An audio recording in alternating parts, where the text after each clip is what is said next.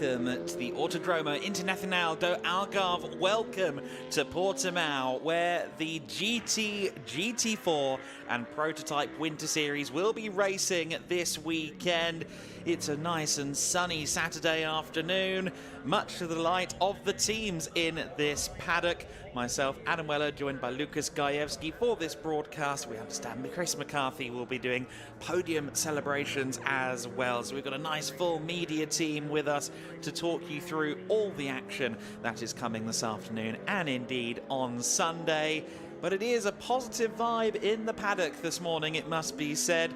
We've been in Portimão here at this 4.665 kilometre circuit for most of the week. However, the rain has also been with us every step of the way. However, we've woke up today to intermittent sunshine, but at the very least dry tarmac.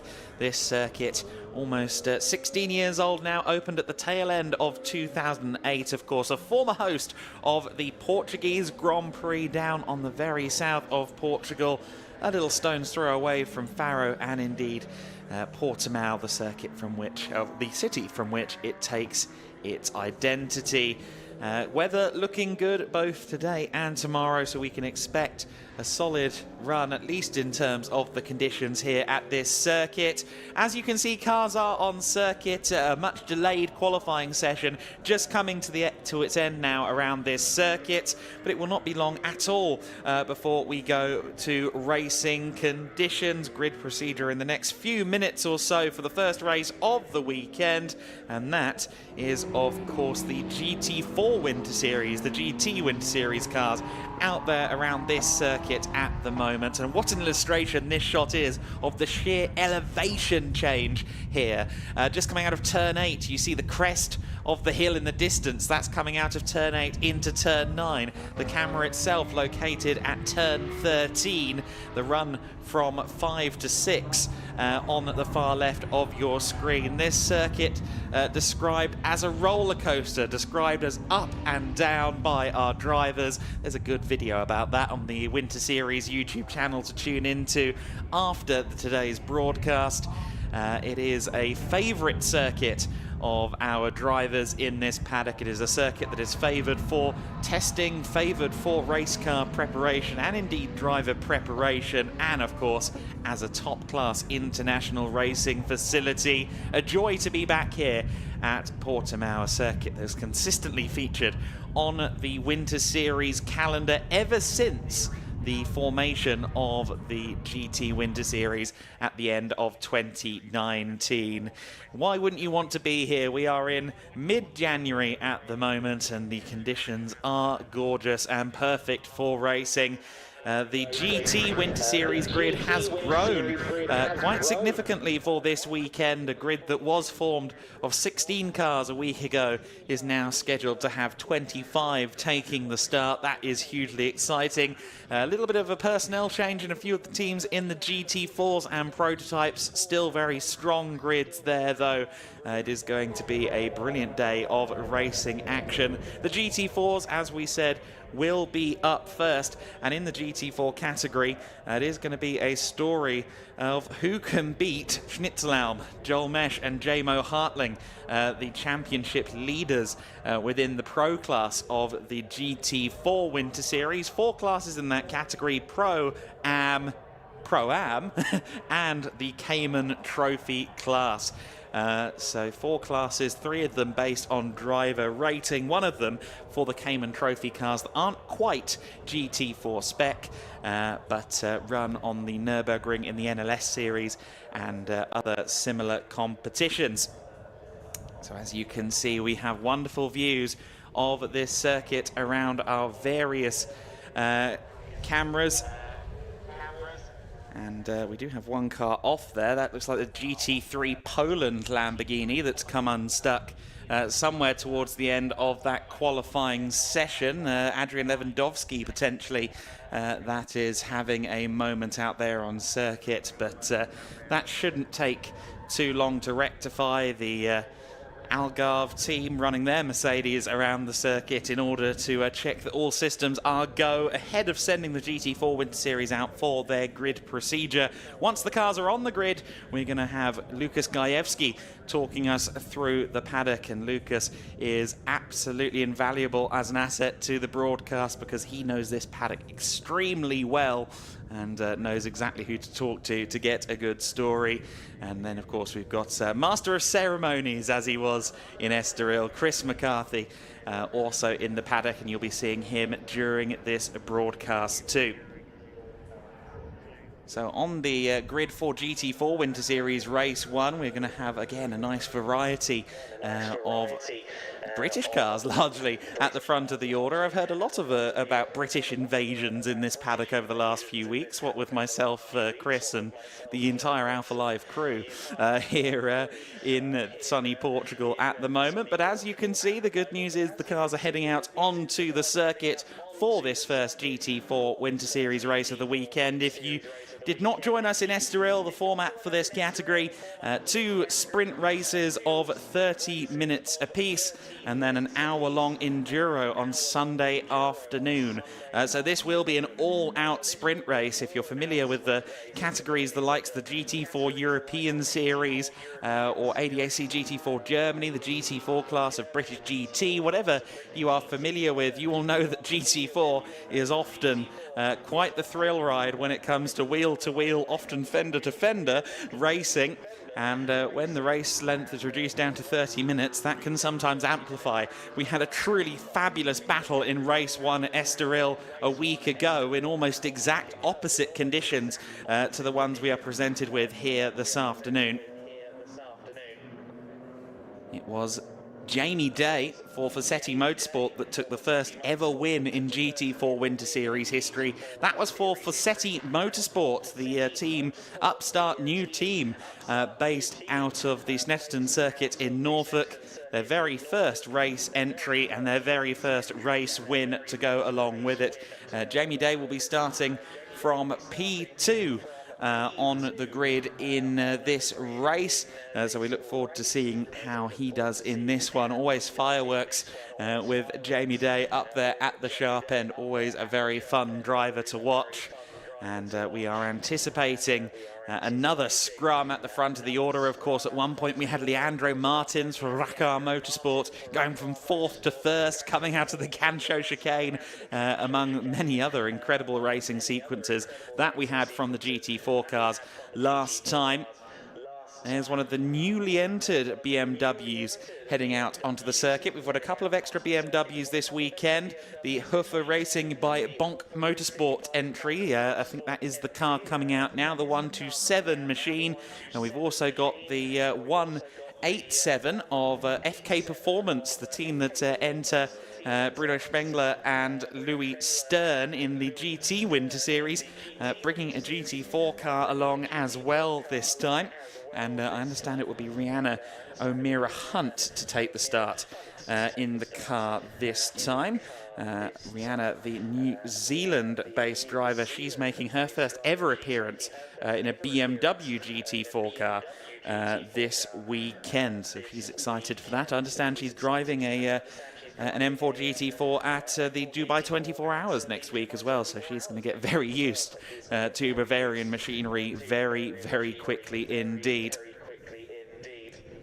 So then first cars coming to the grid now, and once this grid procedure is completed, you can expect the race to get underway in fairly fast fashion. We have had a slight delay to the program with a red flag in qualifying. Understand all parties okay in that, but nonetheless red flags were displayed around the circuit. And we can now fully focus on the GT4 Winter Series. It's time for race 1 of our weekend.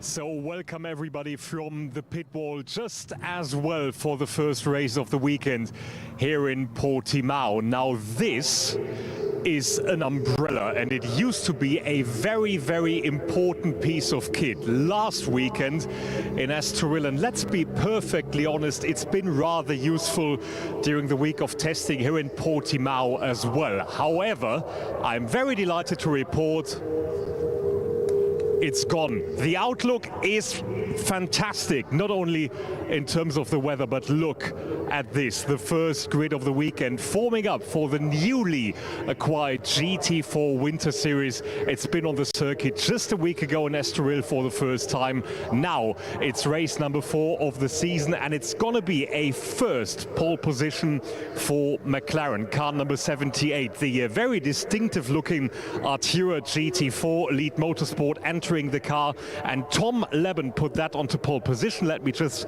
quickly try to open the door. Yeah, being helped by the mechanic there. That's very useful because, of course, the door is very sophisticated. Tom, it's the first McLaren pole position in GT4 Winter Series. Are you enjoying your time so far in Portimão? Yeah, it's good. I've never been here before, and my first time in the dry around here was this morning. So I'm still learning, really, but overall it's going pretty well. Where does the big challenge on this circuit come from? To be honest, sort of everywhere. It's quite difficult. There's lots of corners, there's a lot going on, but you sort of just got to do my best and see how we go. All the best for the race then, Tom. Thank you very much. Thank you, guys. So that's your pole sitter. That's Tom Leben in the number 78 McLaren. Of course, Zach Meekin will be in this car for the second race of the weekend, starting the day of action tomorrow on Sunday. Of course, everything's going to be live just as well. This is one of the cars that also featured at the top end of the grid last weekend.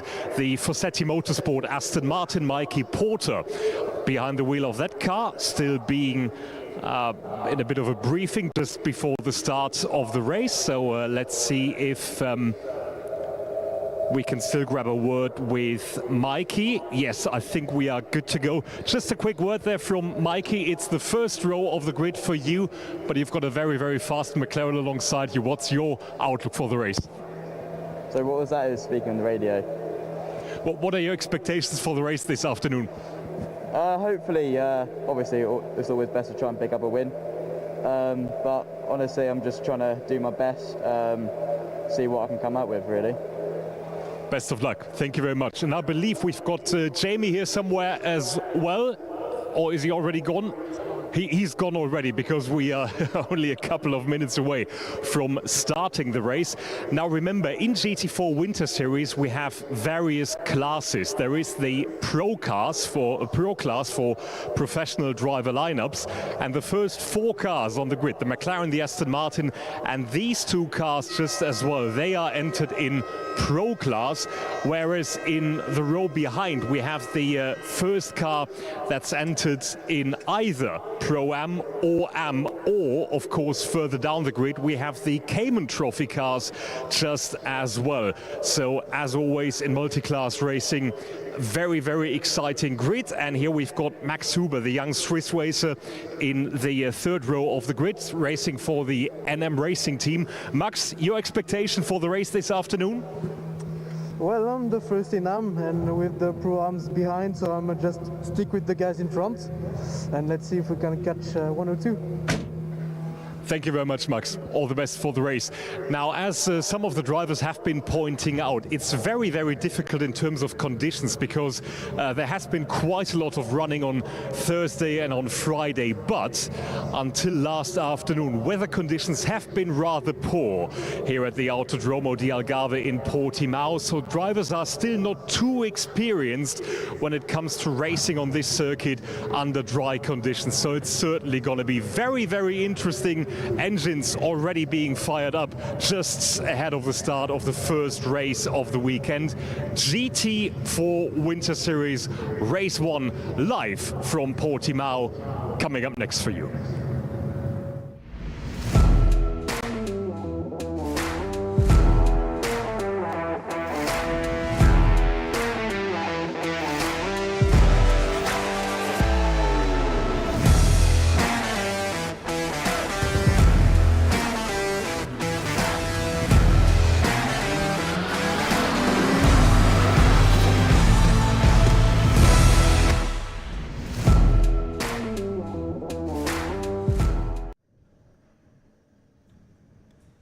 So then cars on the grid. Grid is clear. We are about to go racing for the first time this weekend in the GT4 Winter Series. 30 minutes of racing scheduled for you here.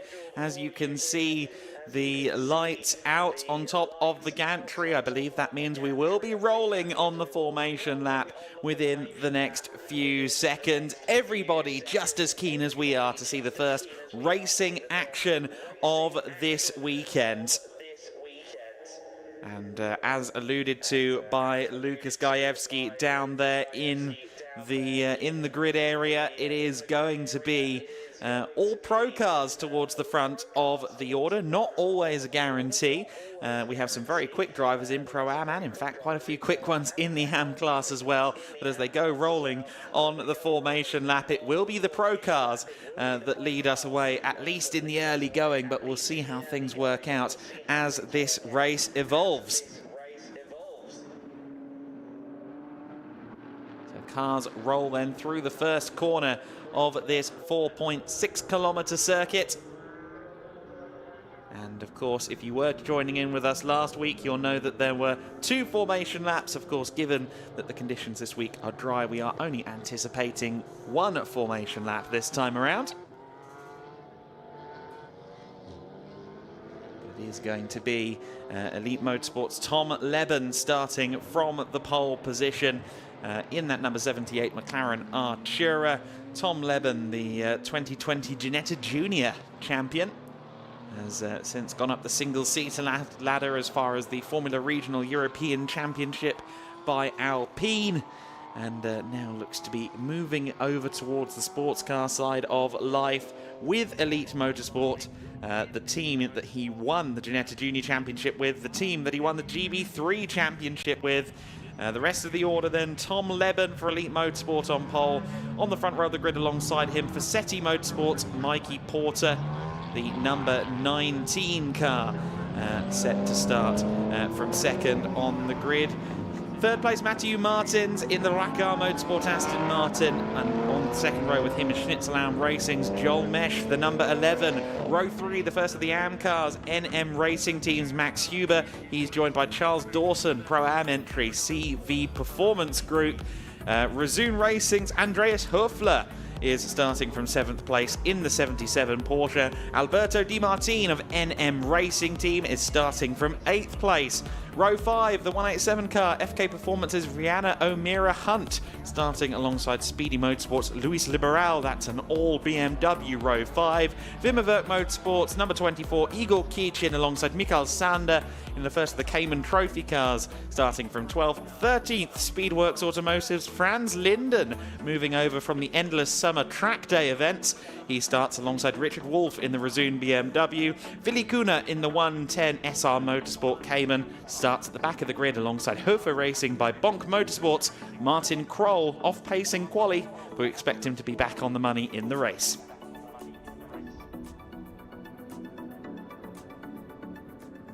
So then 16 cars lined up and ready to start the first GT4 Winter Series race of the weekend.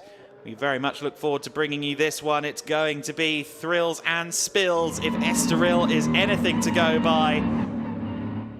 We ride on board there from the second row with the Schnitzelam racing car of Joel Mesh. He has a grandstand view as we head towards the grandstand. Good to see some fans in there as well. Free access to these events. And certainly a free show is sometimes the best. The GT4 Winter Series will prove that then as we go racing for the first time this weekend. It is the Elite Motorsport McLaren on the front row with Tom Leben at the wheel that does not lead it into turn 1, because look at the Forsetti car, a brilliant start, very, very wide through the first corner though, taking track limits to the nth degree there. Mikey Porter, side by side as they go through turn 3. Some cases 2 or 3 wide there. That was Richard Wolff trying to go around the outside of Mikael Sander. Over the crest they come, and Joel Mesh is now investigating his chances of getting past the Aston Martin. Into second place goes the number 11 car. Second place for the Schnitzelam number 11. So Joel Mesh up to P2 already, and now pursuing the elite motorsport McLaren. So Tom Leben leading the way. Good start from Leben from the inside. I thought Mikey Porter might have been able to lead after a lightning getaway. However, the getaway did not convert into a good run through the first turn. Very, very wide indeed. There you see some of the Cayman Trophy runners further back at the back of the field as everyone now drops down through turn 8 into turn 9. That is where you see those spectacular shots of the World Superbike or MotoGP machines going airborne in motorcycle racing. None of that in these cars. However, it is still quite the thrill ride to be in the driver's seat, or indeed the passenger's seat, and sadly I haven't got the chance to tell you that from experience yet. But the battle for the lead, Tom Leben joined once again by 3 other cars. It was a 4-car scrum this time a week ago in Estoril that really did kick GT4 Winter Series off at an all-time high, and we're getting it again here. Look at that run from Joel Mesh. Mesh looking for any way he can to get to the inside line, but Leben carries him off. It's Mesh then on the outside as they're side by side into the first corner. Joel Mesh surely can't hold it around the outside, or can he? Well, he's run it very wide. Leben with the inside line covers it off and is still our race leader. Mikey Porter says, I want a piece of this if you don't mind. Tried to get to the inside there but couldn't make that work. Joel Mesh then running in the second place position, or is he? Because it is the 2 Aston Martins, as with a week ago, that are proving to be the most exciting cars to watch in this early going. We've got a great shot here with Mikey Porter. Porter for Fassetti Motorsport running in the 3rd place, keeping an eye on the back of the green and black Mercedes for any chance to get through if he possibly can. Look at how it looks like he's just taking off in a rocket ship into the sky, and then we finally drop down. Remember that we're on a racetrack as he continues to pursue the top 2 in this race. Looks like Joel Mesh may be lining up an opportunity as they run through the first or the end of the second sector now. Through turn 12 they go, into turn 13, and look at this. Around the outside goes Joel Mesh, but not quite able to find a way there. Mesh, though, very, very aggressive. Keep an eye on what he does through the final corner. I think the 11... Oh, no, he's not even waiting for the final corner. He goes around the outside at turn 14. Too wide through the last turn is surely going to compromise both of them. That could be an opportunity then for Mikey Porter.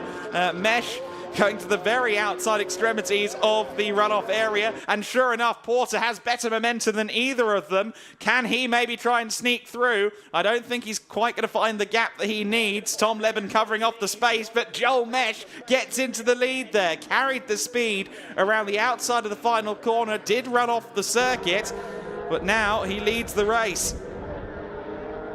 Hugely impressive stuff that we're getting this close wheel-to-wheel racing without any contact. Matthew Martin studying the rear of Mikey Porter's similar Fassetti Motorsport Aston Martin.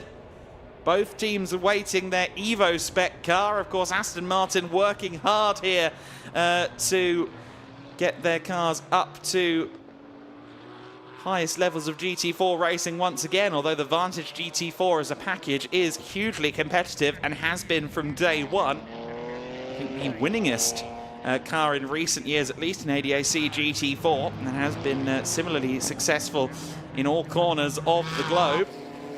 Dipping down now then through turn 9. The approach to turn 9, just such a spectacular part of the racing circuit. And there you see the Mercedes, I should say, running in tandem there. Max Huber leading a good Aston Martin pack towards the middle of the field. He leads in AM class, 6th overall. And it is a Mercedes that leads the way in the hands of Joel Mesh. There is Mesh then through the penultimate corner of the lap. In a GT3 car, this is almost flat. I'm not sure about a GT4. Of course, you approach it with less speed, but you also have less aero. I somehow doubt it's flat out, but perhaps I am wrong about that. Mikey Porter certainly flat out down the main straight, trying to go to the outside line once again. Can he make it work? Certainly Tom Leben hasn't had a moment to breathe in this race. He breaks a little bit later there than Mikey Porter, squeezes him out onto the runoff area. And Tom Leben retains second place for the time being. Leben from Porter, from Matthew Martins, your top four in this race. Andreas Höfler doing a very good job up into 5th place overall as well, as the Astons get a little bit too close for comfort there. Around the outside goes Matthew Martins. Has he done enough? It's still side by side as they run through turn number 6. Up to turn 7 they go then. And the two Astons still at lockheads, but the inside line with Matthew Martins, surely that's going to count for everything. And yes, it does. Up into 3rd place he goes. Porter was trying to attack the McLaren and ends up being attacked by his fellow Aston Martin, but he's right back on it around the outside at turn 9. They're still side by side through 10 and 11. And Porter with the inside line may cover it off for a moment, but I suspect that Matthew Martins is going to be right back there with him any moment now. Yes, sure enough, they're still side by side. Porter tries too hard there around T12, runs it very, very wide indeed. And Porter demoted to 4th place. Matthew Martins then taking advantage. Great sequence between the both of them there. But Matthew Martins ends up with the success story on that occasion. However, there are still 22 minutes and 30 seconds of this 30-minute race left to go. No pit stops in this, of course. It is just a run to the flag directly. Andreas Höfler just coming across the crest of the hill there in 5th place. He's your Pro-Am leader, but he's under pressure from Max Huber in the battle for 5th, 6th, 7th, 8th and 9th. So all of these cars fighting each other. It's a Pro/Pro-Am scrap. At the back of the scrap there you see Rianne O'Meara Hunt in the newly entered FK Performance BMW. So she and the car new for this weekend. Then you've got the familiar NM Racing team Mercedes-AMG GT4s sandwiching the grey and gold entry of Charles Dawson. That is the CV Performance Group machine. Dawson being coached by Seb Morris, being co-driven with Emil Yerdrum, of course. To the inside line, though, goes the 15 car. And it is the 15 car of Alberto Di Martin there, but Alberto Di Martin is actually a lap down according to the timing screen. So Di Martin, at least on the timing screen, is a lap down, although that's now corrected itself. I think he might have a transponder issue then. So that explains why it isn't the 187 car there at the back of the queue. I did think it didn't look like the right livery. There's O'Meara Hunt just going over the crest of the hill now. So the 15 car is running in P8, albeit with a transponder issue. Alberto Di Martin is there in the NM Racing team car fighting for position. I thought he might have been trying to make a lunge while being a lap down, which I was not sure about at all. Making a move for 2nd place, meanwhile, is Matthew Martins, and I don't think they made contact, but they were very, very close to it as they came through the final corner. The nose cut off the Aston Martin there by the McLaren of Tom Leben. Leben for Elite Motorsport then continues to lead as they come across the line in this battle for 2nd place. Of course, our true leader Joel Mesh some 3 seconds up the road already. Mesh has his eye in a big way here. Matthew Martin to the inside. Is he brave enough? Well, he almost was. Oh, a bit of a nudge between the two of them there. A little bit of a helping hand, a little bit of a knock on the door there from Matthew Martins to Tom Leben. I think Matthew was just saying, you can take some more apex speed if you like. I don't think there was anything malicious behind it. Tom Leben going defensive then into turn 5, the hairpin corner with the magnificent tower overlooking this section of the circuit.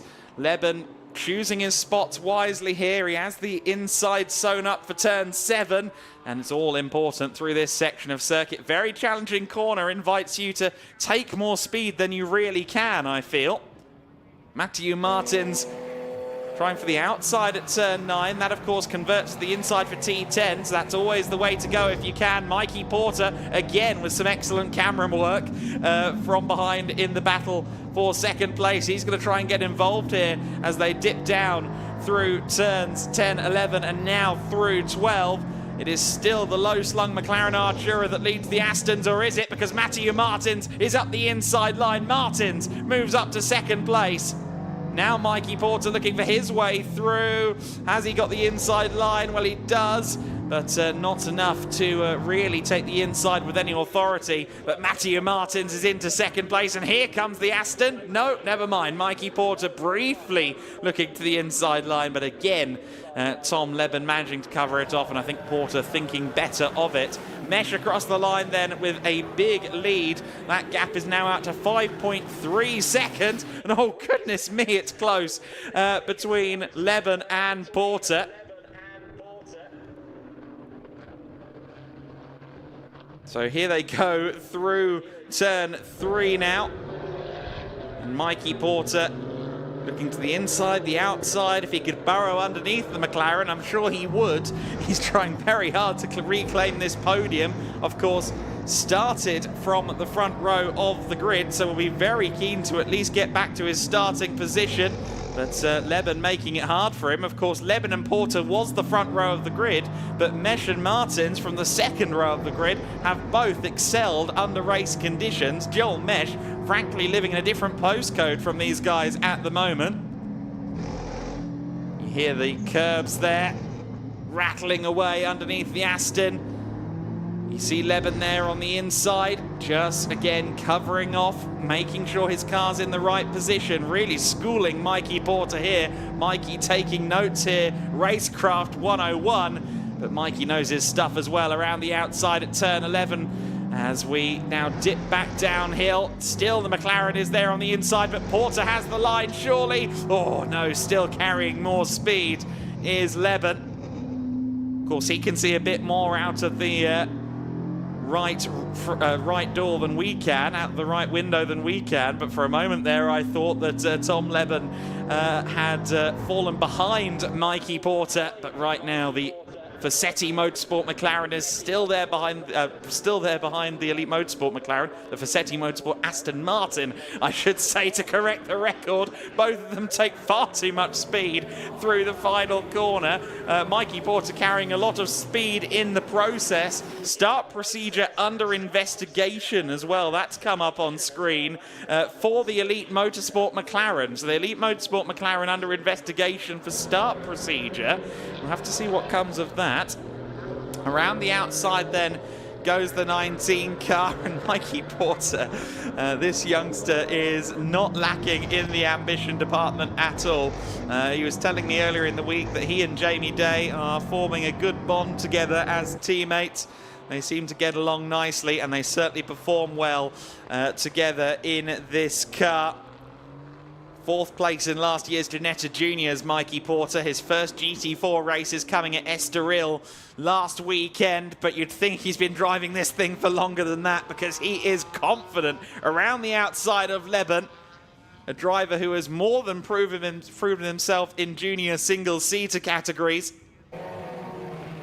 Was very impressive at times in the GB3 Championship, and well, two drivers new to GT4s with different backgrounds, and it is Mikey Porter now into third place. Mikey Porter in the 19 car, then up into P3 through 10 and 11. Now through turn 12, and Porter just covering off the inside, but has he gone too deep into the corner? I think he may have done. If he gets the momentum, he may just be able to cover off the inside at 13. I think he's done enough there. Got the car out of the corner well enough to hold on to third.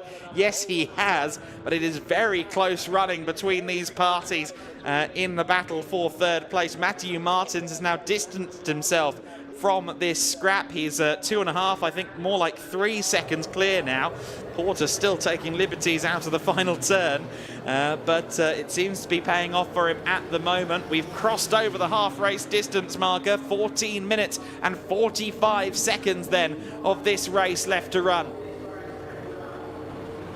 There's the battle for 5th place then. Max Huber still leading in the AM class, just ahead of the Pro-Am leader, Charles Dawson. Andreas Höfler, meanwhile, is coming into pit lane. Now, that doesn't happen in this race unless there's an issue. So Andreas Höfler in the 77 Resoon Malvern Racing Porsche Cayman clearly was some sort of issue. Richard Wolff then in 2nd in the AM class, or 3rd in the AM class, I should say, chasing Alberto Di Martin there as well. That's a good scrap further back, but the battle for 3rd overall still the apple of our collective eyes at the moment. Now Leben back on the offensive after several laps of perpetually running with his elbows out. They go through the flat out turn 9, have to set themselves up nicely for turn 10. You want to be on the inside into 10, drift wide, square up turn 11, try and get as good of a run back down the hill as you can, as you then make your way through turn 12. And as soon as turn 12 comes, 13 follows. You have to be so careful to make sure you get the braking right through that corner. We have a drive-through penalty appearing on the timing screen now. The number 78 car for start procedure infringement. I did say there was an investigation on the 78 McLaren. It's now got a drive-through penalty. Tom Leben has to come through the pit lane in the next couple of laps then. A drive-through because of start procedure. That is really unfortunate for the McLaren Artura driver. Now, was that just marbles flying there, or was it carbon fibre? Luis Liberal was trying to get to the inside there of Mikael Sander. And Luis Liberal was trying to find a way through. However, he got cut off at the pass. I'm hoping it was just tyre marbles as opposed to carbon that came off the BMW there, but certainly a close scrap here. This is for 10th overall at the moment, with the Wimmerwerk Motorsport Cayman now on the inside. Here comes Igor Kichin then. And a good move from the youngster, just his 2nd weekend in car racing. And he moves himself up into what will be 11th place in the race then. Igor Kichin up to P11. He is looking to try and make up for some lost time, I think, because at Estoril he really didn't get many chances to race. DNFs in 2 races for the Wimmerwerk Motorsport crew. Neither he or Ivan Ekelchik really had a fair run at any point at Estoril, but good to see Igor Kichin getting in amongst it. The battle in AM still looking intense as well, as Richard Wolff continues to investigate Alberto Di Martin for 2nd in AM. There's the AM versus Pro-Am leaders battle, and then there's 2nd place in AM, the big BMW all over the back of the Mercedes AMG GT4. Of course, Alberto Di Martin once again sharing this car with the team boss, as it were, Neil Montserrat. Alberto Di Martin simply sees him as a friend, but he is also team boss at the NM Racing team, and it's great to see Neil Montserrat back into racing. The 77 Porsche apparently did a tyre change on the rear left, Lucas Gajewski is telling me. So there may have been a tyre down on the Resoon Racing Porsche. The next question would be a tyre down because of failure or a tyre down because of contact? Well, we don't know, but we know that Andreas Höfler has well dropped down the order as a result of it. Richard Wolff then in the number 81 car, the Resoon BMW, the teammate then to Andreas Höfler. We ride on board with Alberto Di Martin of the NM Racing team. You see the battle between the 2 Mercedes up ahead, and it looks like Charles Dawson is potentially up ahead now of Max Huber, just ahead of them in the battle for 5th overall. But Alberto Di Martin doing what he can to stave off the advances of Richard Wolff. This car having a transponder issue at the moment, so actually running in 7th place, but showing up on the graphics variously as further down the pack because the transponder has stopped working. Now, what about this drive-through then for Tom Leben? Will he serve it this time around? The fourth place car, Tom Leben, is owing us a drive-through penalty at this stage. The yellow McLaren has been all over the back of Mikey Porter as we continue to see that battle for fifth overall between the Mercedes.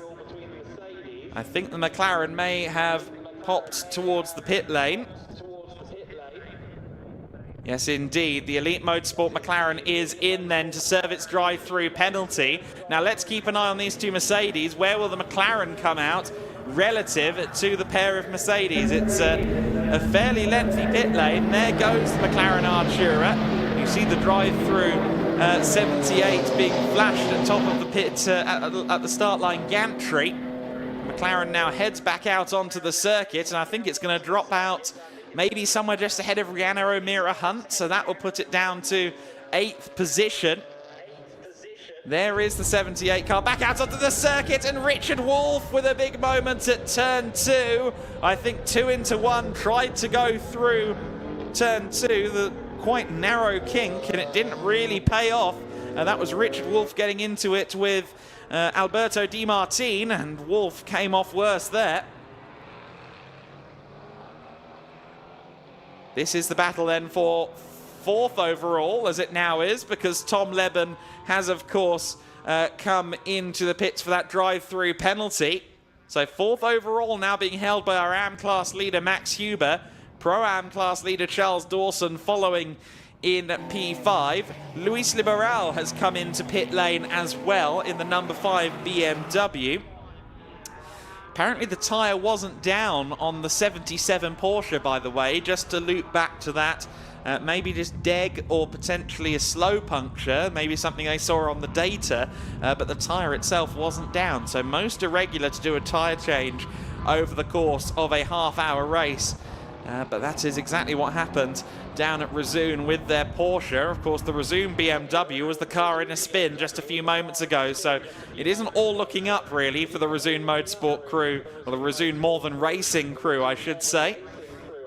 Max Huber under pressure from Charles Dawson. Then as they run through the final corner, Huber sets himself up for a good run out of the final corner.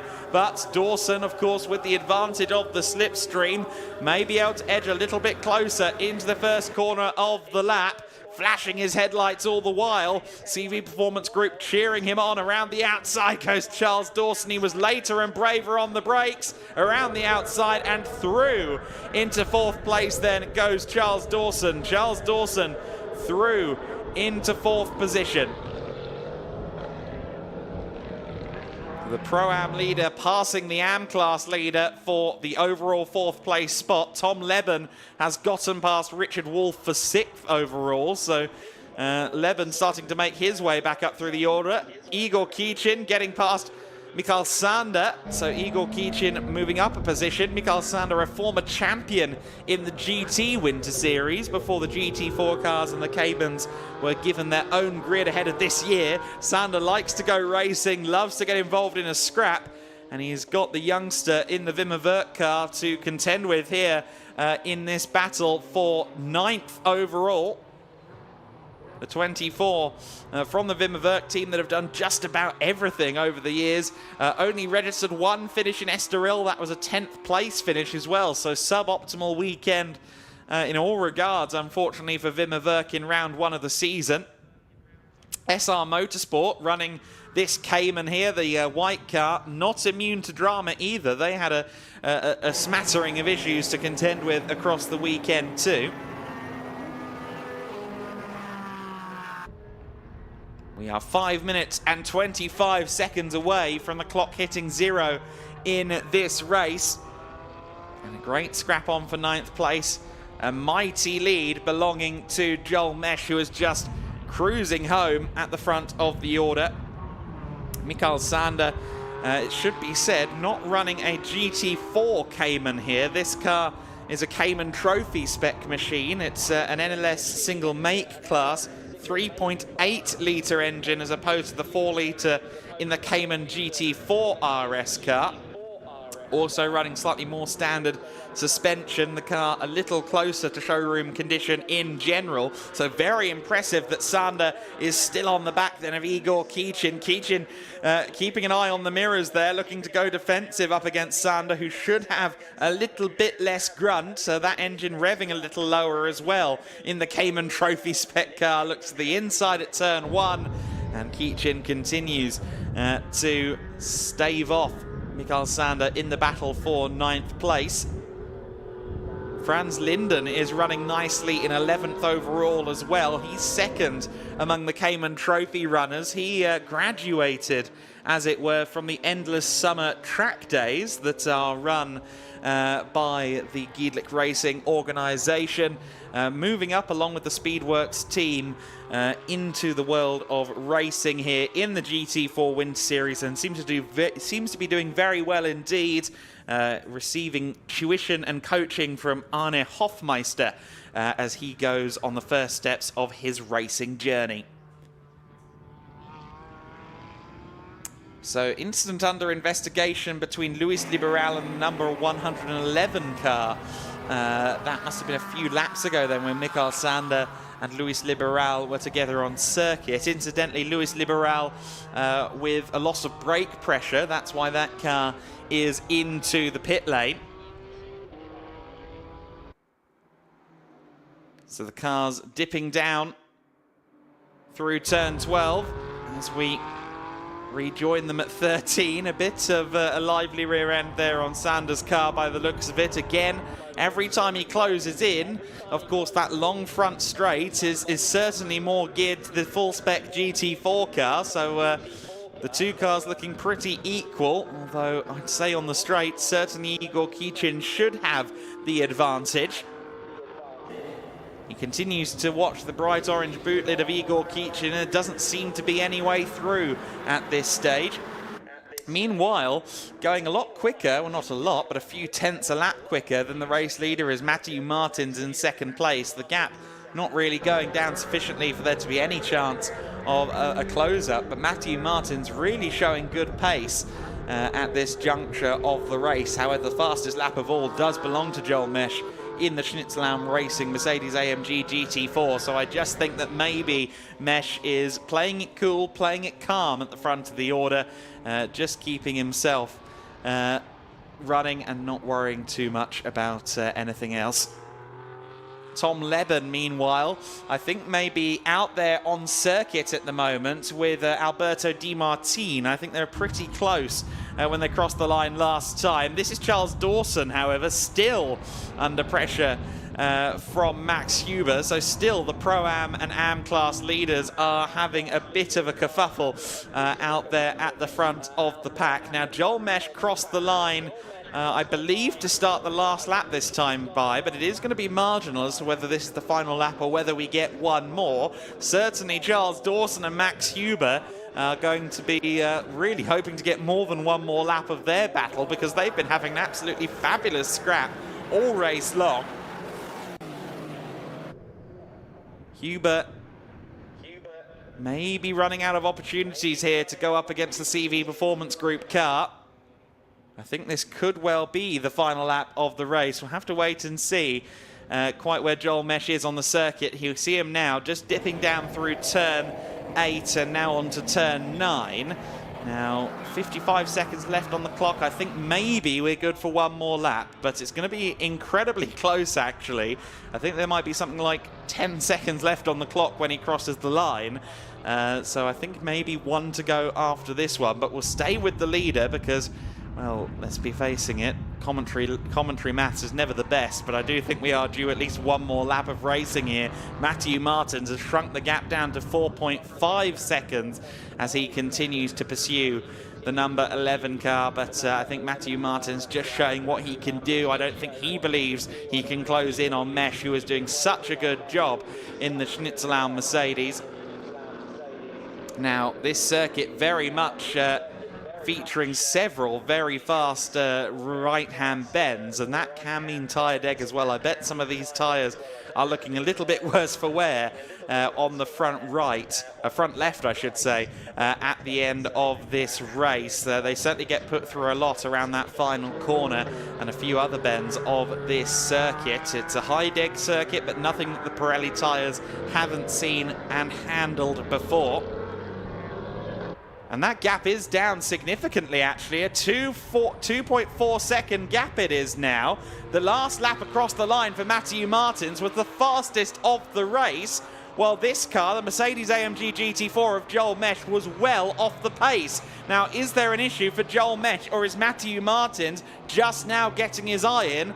Given that Mesh is off his own pace, I suspect it is the latter. Joel Mesh then through the final couple of corners. This gap has shrunk from 5 seconds to essentially nothing over the course of what, a lap and a half, 2 laps, and it's only shrinking further. I think maybe my chatter about tyre deg may be a little bit more on topic than I anticipated. Matthew Martins is closing. Now the telltale sign will be how Joel Mesh handles the final 3 corners of the lap. Each of them fairly hard on the tyres. The last 2 corners very hard, specifically on the left front.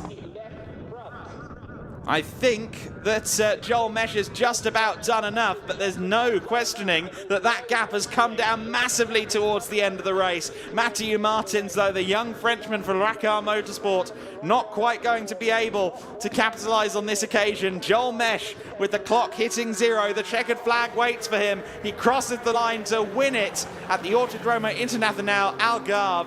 It is a win for Joel Mesh. Matthew Martins taking second. Mikey Porter will cross the line to take 3rd place. He does so now, 11.8 seconds off the lead.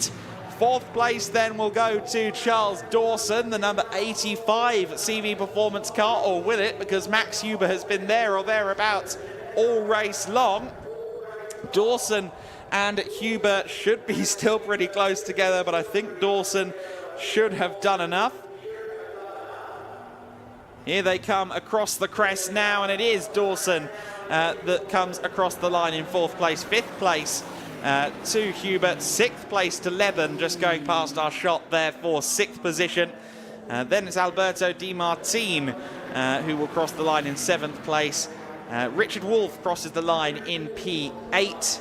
9th place will go to Rihanna O'Meara Hunt in her first race here at the Autódromo Internacional Algarve. Running out the top 10 should be Mikael Sander, although we know that Igor Kichin has been fighting with him. Let's see what order they're in as they come across the line. Past they go, and it is Sander just about that beats Igor Kichin across. Franz Linden taking P12. Vilikuna will take 13th behind him. There's Linden across the line. Good to see him take the flag then in what I believe is his very first motor race. A good result for Franz Linden to take 2nd ahead of Vilikuna in the Cayman Trophy class. So 2nd in Cayman Trophy for Franz Linden. There is Mikey Porter then. On his cool-down lap, he'll be happy to have gotten a podium, but I think he'll be disappointed that he couldn't capitalise better from his front row grid slot. Jamie Day has pole position for race 2 tomorrow, I believe, and I think that Faceti Motorsport, with the combined times into race 3, will also be on pole for that one as well. So Faceti Motorsport have a few more rolls of the dice over the course of the next 24 hours at taking another race victory.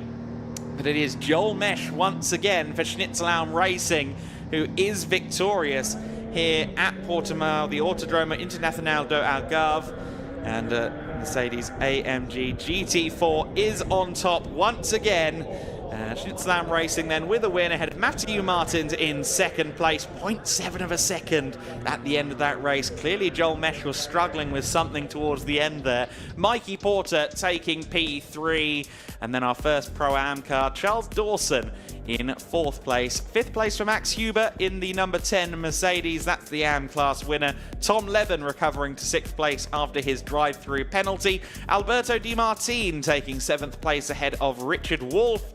Rihanna O'Meara Hunt in ninth place. Just pipping Igor Kichin to the line was Mikael Sander, the Cayman Trophy winner, taking 10th overall ahead of Kichin. Then Franz Linden in 12th. Willi Kuna in 13th place. Andreas Höfler taking 14th. Our last car across the line to take the checkered flag was Martin Kroll in the Hofer Racing by Bonk Motorsport machine. Luis Liberal with brake pressure issues, we understand. He withdrew to pit lane. A shame for the driver that took an AM class win last time out at the Circuito Estoril.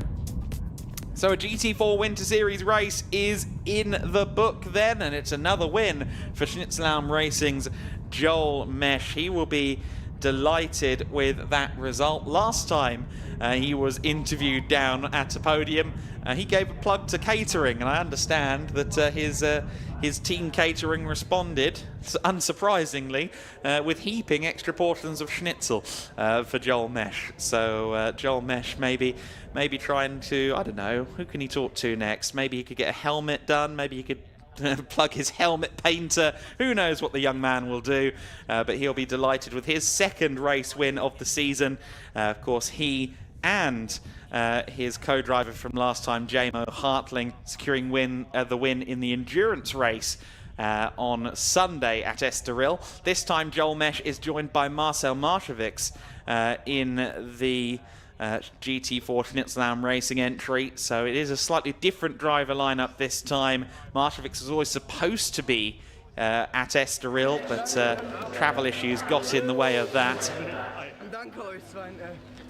And Joel Mesh looks a little bit like he's been through it over the course of the last few minutes. I'm just wondering quite what's happened over the course of that, especially that last few minutes, because the car was clearly struggling towards the end. He receives his plaudits from his team then, and we will no doubt hear from him over the course of the next couple of minutes. The GTWinterseries Racing crew with race win number 2 of their GT4 Winter Series season then. Of course, also taking a win in the GT Winter Series through their SR Motorsport subdivision in the GT Winter Series race at Estoril as well. So they've continued their streak of taking home a P1 trophy every time in the GT Winter Series this year, and we haven't even gotten through race number 2 of the day yet. So already a win for GTWinterseries. They will be very happy with that young man, Joel Mesh, the reigning GT60 champion over in Germany, the GTC race category, and he'll be looking to add another title over the course of this season in the form of the GT4 Winter Series, but he's got a long way to go just yet. However, he seems very confident. He was talking to me in the early stages of this week about the clean sweep. He wanted that clean sweep. I just wonder how he's feeling about it now after one race win. I bet that's only going to boost the young man's confidence. He was talking himself up for 3 from 3 this weekend. Well, he's got the first element of that already sewn up. Matthew Martins, once he got to second place, there was really no doubt that he was going to stay there. But Joel Mesh, I understand, is down for the first post-race interview of the day with Lukas Gajewski.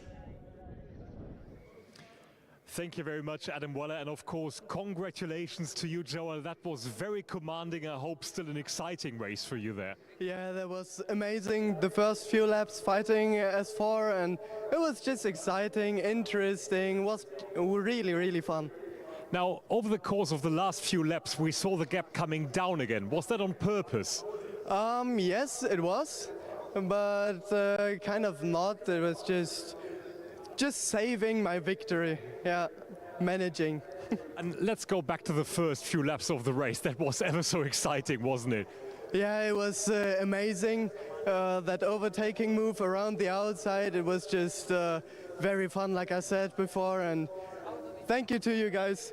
Was a good one. Enjoy the podium, Joe. Thank you very much. Thank you very much. Well, there you go. Mesh very happy with his drive then to the victory once again. And okay, he was savouring, as he said there, as he drove the car towards race victory. Interesting stuff then from the youngster. I thought he might have had something of a worn tyre towards the end of that race, but of course in GT4 races they typically don't change their tyres unless it's a proper enduro, so it would have been a surprise that the car was struggling quite so much with deg after half an hour, and seemingly that was not the case. It was just Joel Mesh taking in the last couple of laps of racing. Does look like someone's laid some oil down on the circuit earlier in the day. That's been there since we kicked off this broadcast. I'm not quite sure from what that fluid is, but evidently there has been a little bit of leakage on the circuit, maybe only adding to the challenge. A lot of challenges for the engineers, for the drivers to contend with alike, because all of their data prior to, well, today was wet weather data, and as far as we know, there is no more wet weather to come this weekend. So it's almost the polar opposite of what we had at Estoril a week ago, where it was dry right up until the first green light went out on the first race of the day. This time around, though, we are faced with nothing but dry conditions. It's going to make for a very interesting second weekend of the year. Will the dynamics shift at all on the various grids? And as we continue to look over the circuit, then we can, in just a few moments, reflect upon the race that was in the GT4 Winter Series. A great way to kick off our broadcast on this Saturday. So then as the race got underway, it was Tom Leben in the lead, but he didn't get the best run down to the first corner. Joel Mesh taking advantage early on. Of course, Tom Leben ultimately judged to be in infringement of the start procedure. Mesh would get through into the lead, and once he did so, there seemingly was no turning back. The Aston Martins would start to make life very hard for the McLaren driver, the number 78, Matthew Martins, giving the car a little bit of a kiss. Meanwhile, Mikey Porter was looking for any way past Leben that he could find in the battle for what was at this point third position. Porter around the outside, around the inside, but then Leben would have to come in for a drive-through penalty. And while that was going on, Alberto Di Martino and Richard Wolff got into it. The BMW driver, Richard Wolff, getting the worst of that situation. Charles Dawson found his way past Max Huber. That was a battle between the Pro-Am class leaders. Igor Kirchin would get past Michael Sander in the battle for 9th place overall. It was actually Sander that would ultimately come out on top in the Cayman scrap. So then we will have podiums over the course of the next few minutes. All the while, we will more than likely hear the engines warming up for the Prototype Winter Series that follows this race. You've got 3 races today here in the Winter Series package. The GT4s, the prototypes, and of course the GT cars, where you see the GT3s and the Cup cars blended together on one grid, and a very strong grid it is there as well. And we can now head to Chris McCarthy for the first time in this broadcast. He has, in record time, I must say, herded drivers to the podium. Thank you very much, Adam. We're getting ready to go for the first podium. Thank you to all the crowd who are here. Thank you to those of you who are here in the pit lane as well. Hope you enjoyed the first GT4 Winter Series sprint race. Yet again, the guys putting on a brilliant show for us. They are all backstage getting ready to come out to celebrate. So give them plenty of support. All of them, the first thing they were chasing is some water. They've been working really, really hard out there. We're going to get them out class by class class top 3 are going to be coming out to join us. So let's start with our pro class. We're going to get our top 3 out in order. Let's start with third place, number 19, Mikey Porter. Let's give him a round of applause. Mikey Porter jumping up from the Ginetta Juniors, adapting very quickly to the GT4 class. Finishing in second, just up the road in the number 9, was Matthew Martins. Well done, Matthew. Regular to the podium now, as is Mikey as well, as was the man just ahead of him taking the win in the number 11 car. Please give a huge round of applause to our winner in race 1, Joel Mesh.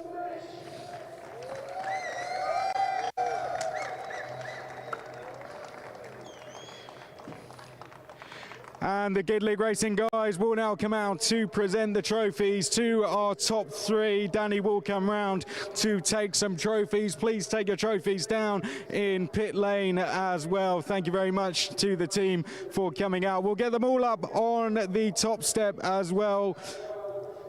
We heard from Joel Mesh down in pit lane. So please, one more time, give a round of applause to your top 3 in the first GT4 Winter Series sprint race.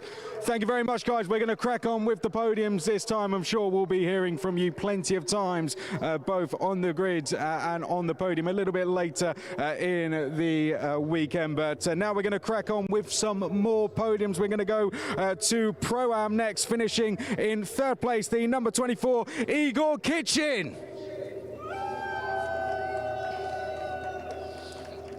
Well done, Igor. And finishing in second place, someone new to the series for this round this season. Please give a big round of applause for the number 187, Rihanna O'Meara Hunt. Round of applause, please, guys. Here comes Rihanna, straight onto the podium. Great drive here at Portimão, but taking the win in the number 85 in the first race for the weekend, the number 85, Charles Dawson. Congratulations to Charles. Fantastic stuff.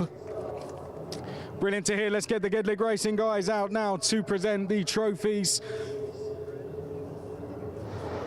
to our top 3, and Danny will present. Danny will get some pictures of them as well. We'll get them all up on the top step of the podium. I am going to see. Well done to our top 3. I'm going to have a very quick word with Charles Dawson, as we do have some time. So Charles, we heard from Joel Mesh down there. We didn't quite hear from yourself. How does it feel to take the win? Yeah, it's good. Yeah, improvement from last week. So, yeah, it was a nice fight with Max there at the end, and yeah, good fun. A little bit less grip than I was expecting, but no, good fun. Good stuff. Well done to Charles. One more round of applause, please, for our top 3 in the Pro-Am class. Congratulations to the guys. Okay, let's go to the Am category next. More great battles going on. They were really closely contested. Let's get our third place, first of all. The number 81, Richard Wolf. A round of applause, please, for all the drivers as they come out. Let's give them lots of support. Next, we're going to go to second place in the AM category for GT4. That went to number 15, Alberto De Martin. Well done, Alberto. And our winner in the AM category, having a fantastic season so far. And that continued in that race. Please put your hands together for our winner in the AM category, number 10, Max Hubert.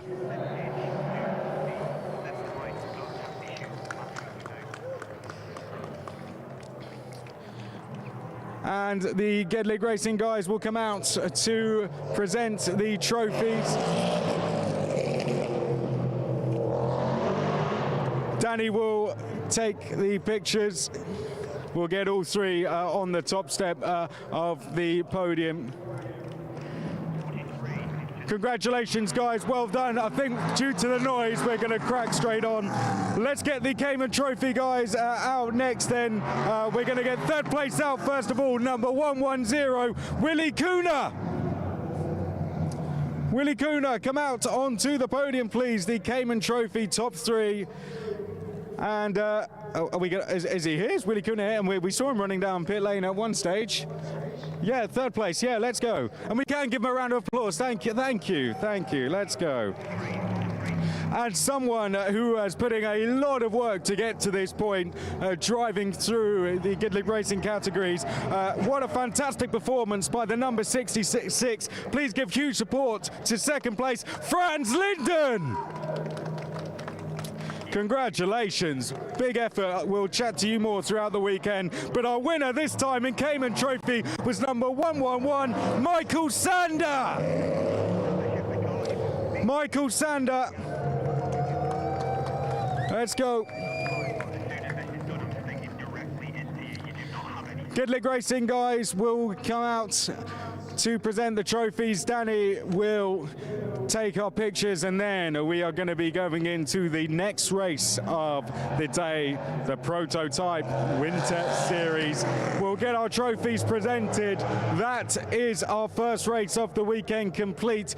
That is the GT4 Winter Series. Many of those coming up. Well done to our top three. Put your hands together one more time for the GT4 Winter Series drivers. Coming up next, though, is going to be the first of two races of the weekend. Coming up next on track, it's the Prototype Winter Series.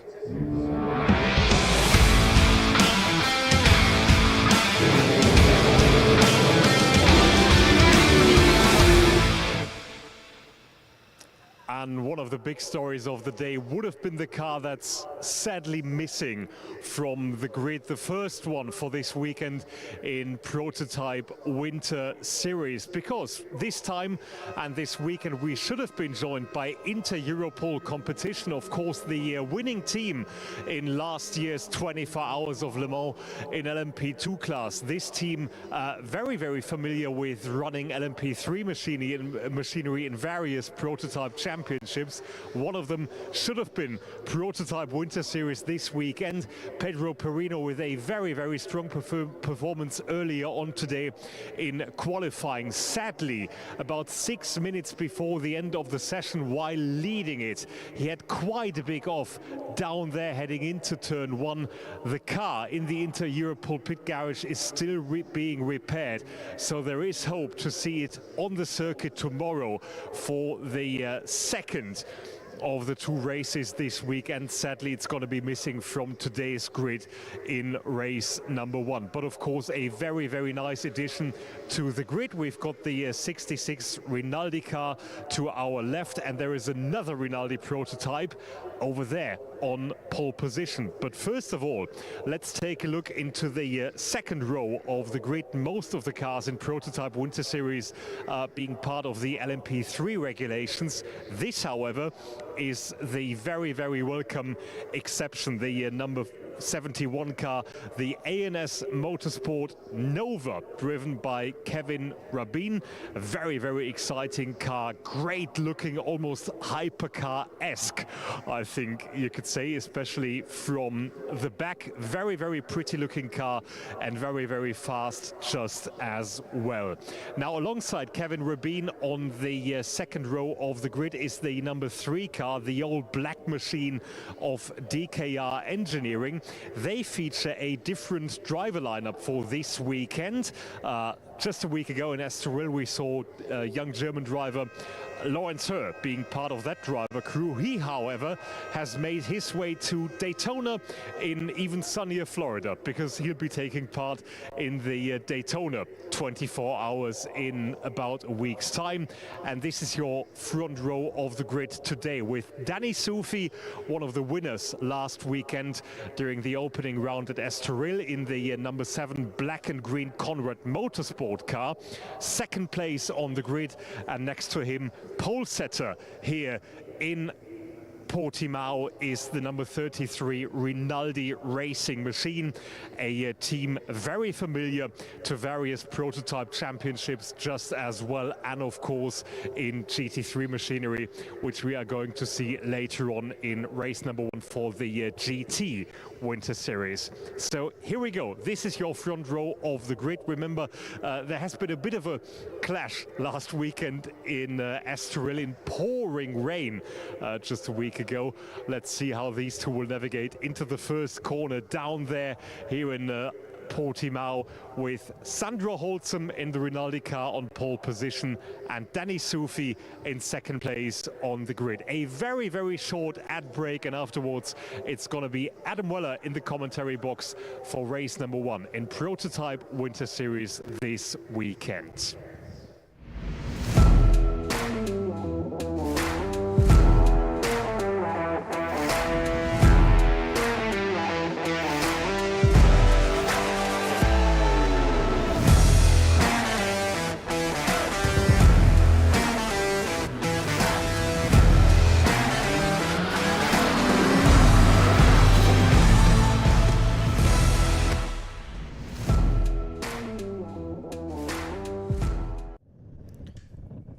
So then the Prototype Winter Series grid eagerly awaiting their formation lap for this race, and it will be Sandro Holzem leading them away from Danny Soufi. This is the exact front row, of course, from Estoril, and it did end, at least in the first race, in unfortunate circumstances last time.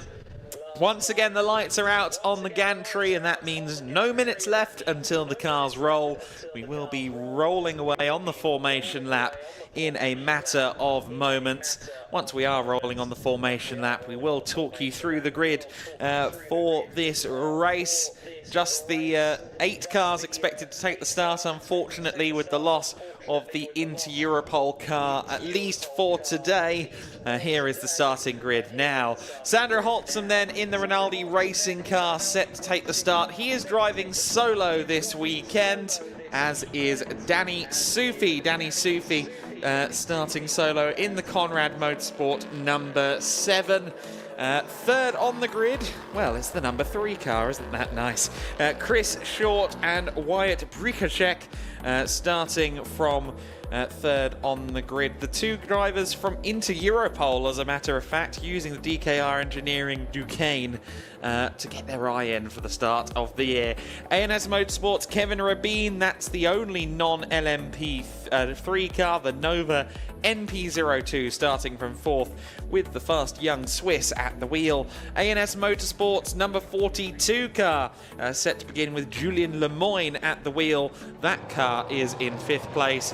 In P6, the Rinaldi Racing 66 car, Steve Parrow, Daniel Kalvitz, starting from row 3 of the grid. And we understand that that will be Steve Parrow starting the car. In 7th place, Muller Motorsports solo driver Bernardo Pinheiro, starting from P7th. No Inter-Europol, sadly, after their qualifying drama. And then Liam Maurer and Charles Delbracin will be taking to the back of the order in the Racing Experience number 12 car, and I'm sure that team mascot Zimba is there helping the team along as well. It will be Liam Maurer taking the start in that car. Okay then, so we are about to go racing for 50 minutes plus 1 lap. We are very excited to see what will come of this race. We've seen Danny Soufi tussle with Daniel Kalvitz already this season. That was a spectacular opening salvo to race 2 in Estoril. We are now here in Portimão, and we'll see whether he can match up to Sandro Holzem, who has had a recent experience, of course, in GT3 cars in the DTM.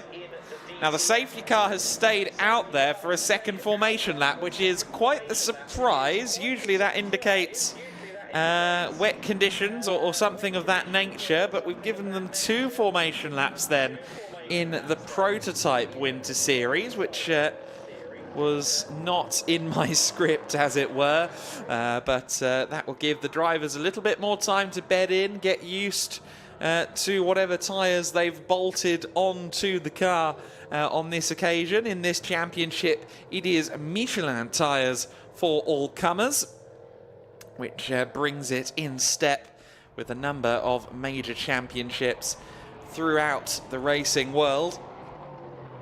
Danny Soufi there in the Ligier then. Still quite new to see the Ligier in Conrad Motorsport colours. Conrad Motorsport for a number of years were the leading team with the Ginetta G61 LTP3, but that car has now been consigned to the workshop for the time being while they give a go at running the Ligier for the first time. There are still active Ginetta teams out there, and perhaps we'll see a Ginetta before the end of the season in the Prototype Winter Series, which is building nicely in its first season of racing. In the next few moments then we will go to 2x2 formation ahead of the start of this race, and we will see whether or not current championship second place runner Danny Soufi can put himself into the championship lead. Coming into this weekend, it's Tom van Rompuy and Lawrence Heur that lead the championship in Prototype Winter Series. However, of course, they're not here, principally because the DKR engineering machine has 2 new drivers at the wheel, so it's a great opportunity for Danny Soufi to perhaps become championship leader. However, he will want to focus primarily on getting a race win, and Sandro Holzem is the main obstacle in his path. Also an obstacle in the path, pit stop handicaps. Driver lineups with silver or gold combinations have to spend longer in the pits during the window. We'll talk about that as it becomes relevant during the pit stop window, but for now the cars are rolling towards the start-finish line, and we are going to go racing in the Prototype Winter Series for the first time at the Autódromo Internacional do Algarve. They idle, and they go full throttle. And what a difference that makes to the sound in this general area of Portugal. It is Sandro Holzem that leads into the first corner then. Nicely covered off in the early stages. Danny Soufi right there behind him. Looks like a fairly poor start there from the other ANS car, the 42. Of Julien Lemoyne, being swallowed up back to 5th place there, being pursued by the Molnar Motorsport 18 car, which has new personnel in it in the form of Bernardo Pinheiro and Rodrigo Almeida. But Sandro Holzem and Danny Soufi, in a replica of last weekend, albeit with far better weather conditions, are disappearing up the road at the front of the order in the early stages. The top 2 already clearing off as this race begins. The number 7 car running just behind the number 33. There's the ANS Motorsport Ligier, one of the favourite liveries, I think, in the paddock. I've heard that from a lot of personnel within the team, out of the team, and elsewhere in the media pens as well.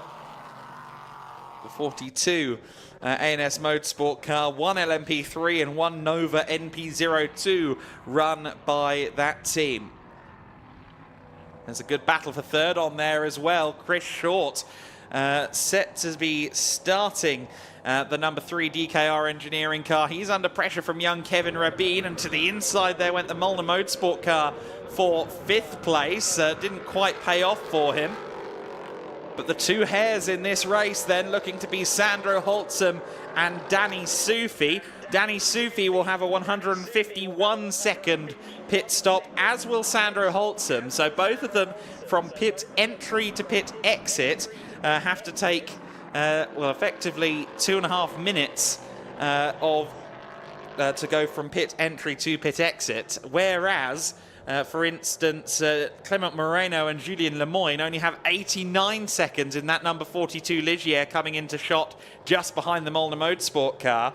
So a big discrepancy in pit handicaps here. Rather than having a Pro-Am and an Am class, the pit stop handicap system balancing the race with an alternative method, and it has created some very exciting racing already in the Prototype Winter Series. 47.25 left on the clock then on lap number 2 of the race. And now that the Molnar Motorsport car is up there into 5th place, I wonder if he can drag himself and Julien Lemoyne into the battle. Bernardo Pinheiro, new to the team for this weekend. A few young stars coming in to the Molnar Motorsport team as they continue their run of shootouts to determine their Prototype Cup Germany lineup for next year. This man, Pinheiro, raced in the Ligier JSP4 element of the Ligier European Series last year, so I believe this is his first time in the LMP3 cars under race conditions, and he seems to be taking to it well because he's disappeared up the road from Julien Lemoyne and is now chasing this number 71 car, the ANS Motorsport Nova Proto NP02.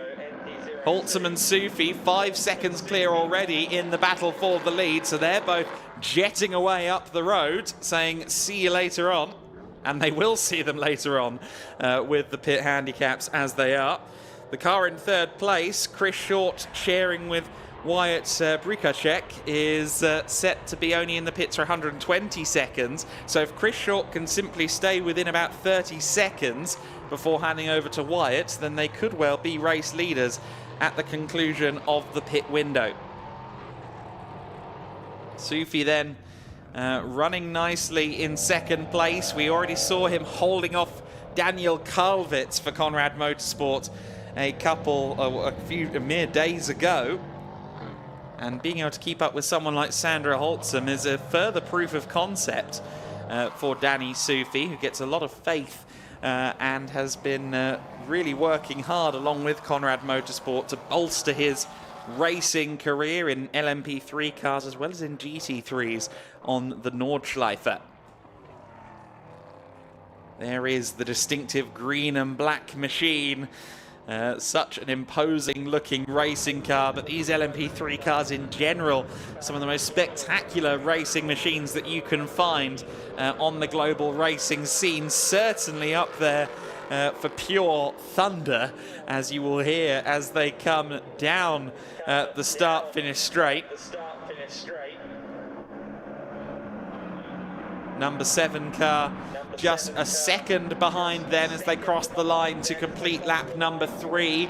8 seconds further back is the Nova Proto, which is up to 3rd place. Chris Short has gone missing on the timing screen. He crosses the line now in 6th place. Chris Short in the DKR Engineering, the orange nose-tipped black Duquesne, has dropped down to 6th from 3rd. Now what happened to Chris Short? He has fallen back down the order, that much is for certain. He'll be running at the just behind Julien Lemoyne now, so Short, who was getting away and building his advantage over Kevin Rabin, has now fallen back down to P6, and of course that means that the pit window is no longer going to help them quite in the way that we previously expected. And that is a real shame for the team, who were maybe lining themselves up for a shot at victory, but I'm sure Wyatt Brikacek is still going to give it absolutely everything when he takes the wheel in the 2nd phase of this race. There's the battle for 3rd place then, and sure enough, the Molnar Motorsport car, the number 18 of Bernardo Pinheiro, is closing in on Kevin Rabin. Rabin, the 16-year-old Swiss competitor, just his 2nd weekend in a prototype, his 3rd weekend driving a car in general. Was very impressive in the almost arc-worthy conditions at the Estoril circuit just a week ago. Now finding his feet in dry weather conditions. And here comes the Molnar Motorsport LMP3 car, clearly a straight line speed advantage as Pinheiro takes the inside line and manages to get past before the corner. Definitely a few horsepower down then, the Nova Proto. easy work for Bernardo Pinheiro, who moves up into 3rd place overall. Now, how's his pace looking relative to the top two? Well, his best lap so far are 1:42.9. Both of the top two cars have set 1:40.4s as their best lap. So Pinheiro still a little bit off the ultimate pace.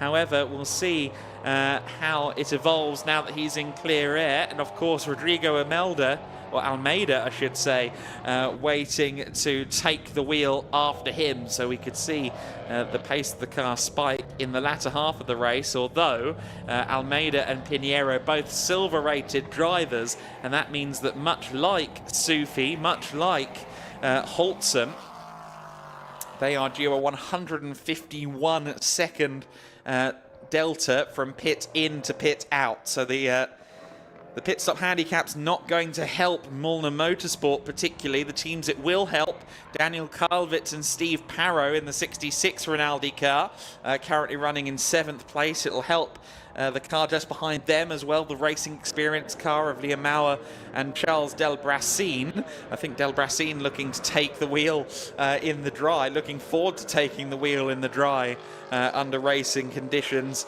for the first time. And then also with a slightly shorter pit stop, Moreno and Lemoyne, as I mentioned, Wyatt Bricashek and Chris Short.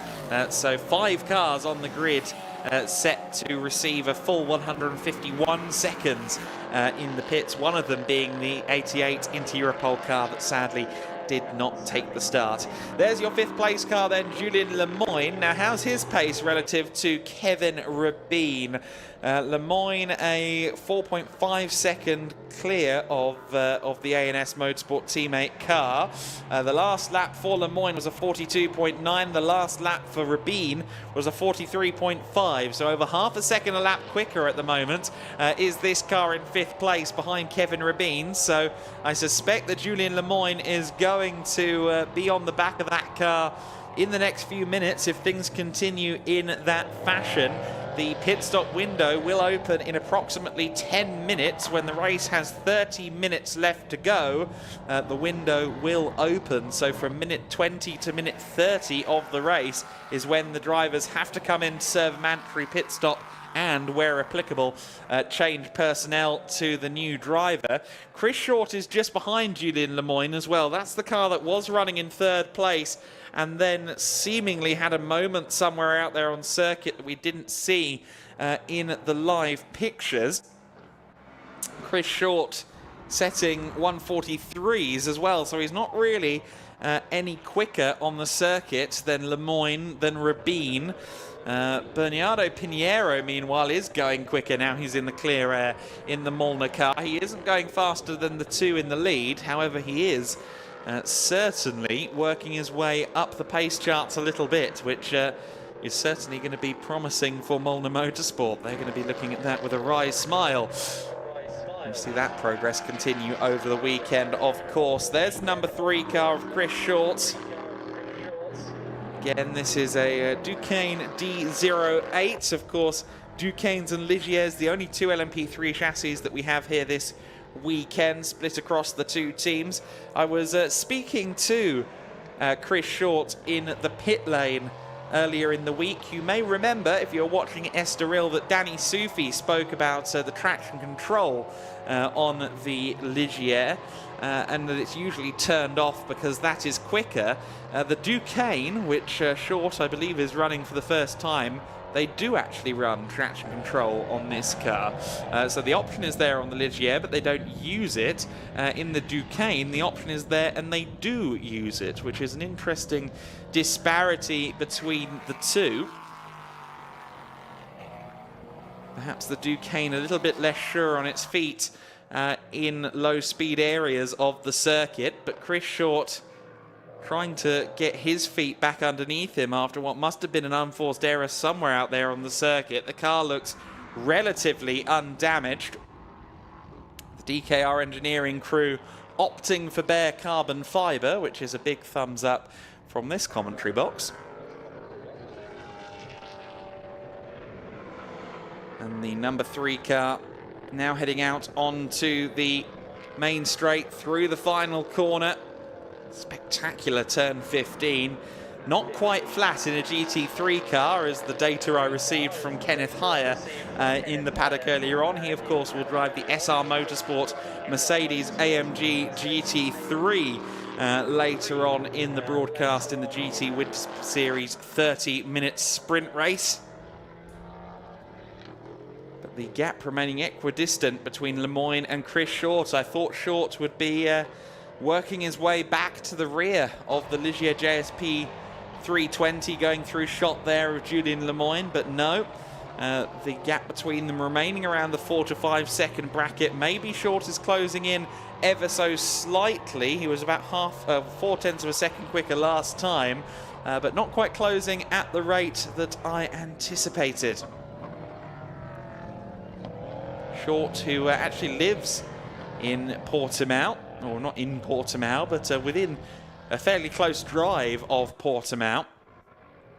British flag driver, but these days based here in sunny Portugal. And with facilities like this around, you can see why, can't you? The Autódromo Internacional do Algarve, a very impressive place to watch racing, to be involved with racing, and of course, most importantly, to go racing. And we've heard glowing feedback from all parties here at Portimão so far this week in regard to the track. It's always interesting at a track like this, which is usually on people's top 5 lists if they've been around the circuit in anger. Oh, Steve Parrow! Steve Parrow has a moment in the Rinaldi 66 car, and unfortunately, it is just beached in the gravel. That is hugely unfortunate for Parrow, and indeed for Daniel Calvet, who was looking to take that car over, potentially in a very strong position because of the pit stop handicaps. And you can see Parrow there not at all happy with that development. Maybe a mistake. We'll have to see what the feedback is. That'll come out in the wash, I'm sure. But unfortunately, Parrow just looping it at turn 13. It's very easy to do at that corner.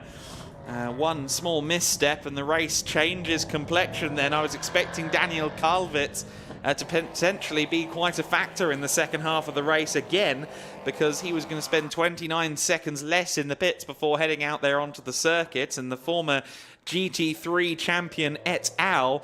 Was certainly a driver on our radars as one to watch in the latter half of the race. The car still not having moved, so it does look as though this is going to be a car that needs recovery, and the safety car is out, unfortunately. Safety car out for the first time this weekend, and Steve Parrow, unfortunately, the cause of that. Oh, goodness me, there's quite a jump in the road there, isn't there, on that cut through. The Mercedes A45 AMG gainfully skipping onto the circuit then over that bump.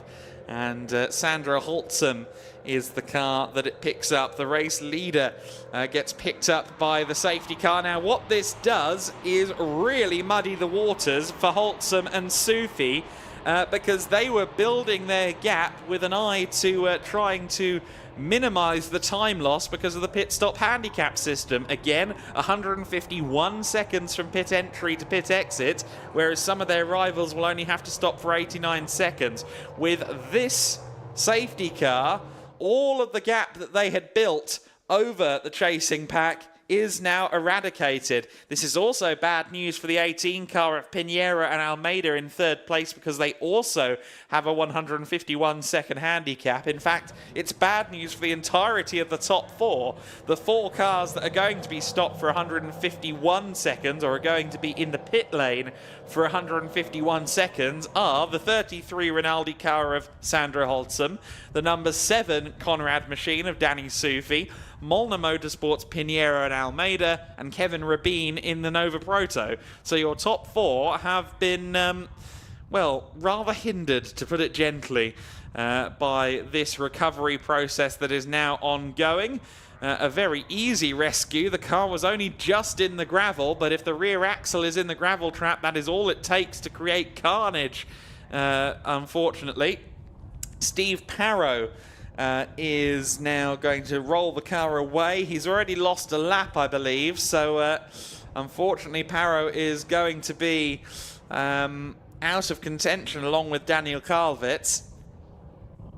The car now takes its place behind the safety car queue. 32 minutes and 35 seconds left of this race. We've had a few warnings for track limits, you'll be unsurprised to hear. It is going to be a theme here at the Autódromo Internacional do Algarve, but no one pushing the envelope to such an extent that they get a penalty for it. Safety car will be out for another lap then as the recovery vehicle returns to base, as Steve Paro returns to the rear of the queue. And with 2 minutes left of the race before the window opens, I think that means that quite a few cars are going to immediately duck into pit lane. One would assume that the safety car will be in this lap. That has just been confirmed as the thought left my mouth, and the safety car then will come in, and I suspect a number of prototypes will follow in its wake. There's good news for a number of teams, of course. We've told you about who it's going to be bad for. It's going to be really good for Julien Lemoyne and Clement Moreno in the 42 ANS Motorsport Ligier JSP 320. Julien Lemoyne has raced in Ligier European Series and the GTWinterSeries previously in the sister Ligier, the JS2R, the kind of baby GT Ligier. And then Clement Moreno has raced Le Mera Cup Silhouettes in France. They're both drivers with a good amount of experience, albeit not necessarily in machinery as fast as LMP3s, but they're a very, very competent driver pairing. And of course, their pit stop is over a minute shorter than the cars around it. So that is going to be a significant advantage for Lemoyne and Moreno. And it's also going to be benefit to Liam Maurer and Charles Dilbrasine as well. Racing experience, potentially going to experience an upturn in their fortunes as they rejoin the safety car queue now, just in time for the safety car lights to go out. So Sandro Holtzum will control this restart. Of course, for Holtzum, for Sufi, it doesn't really matter when they make their pit stop, because they have not got a co-driver.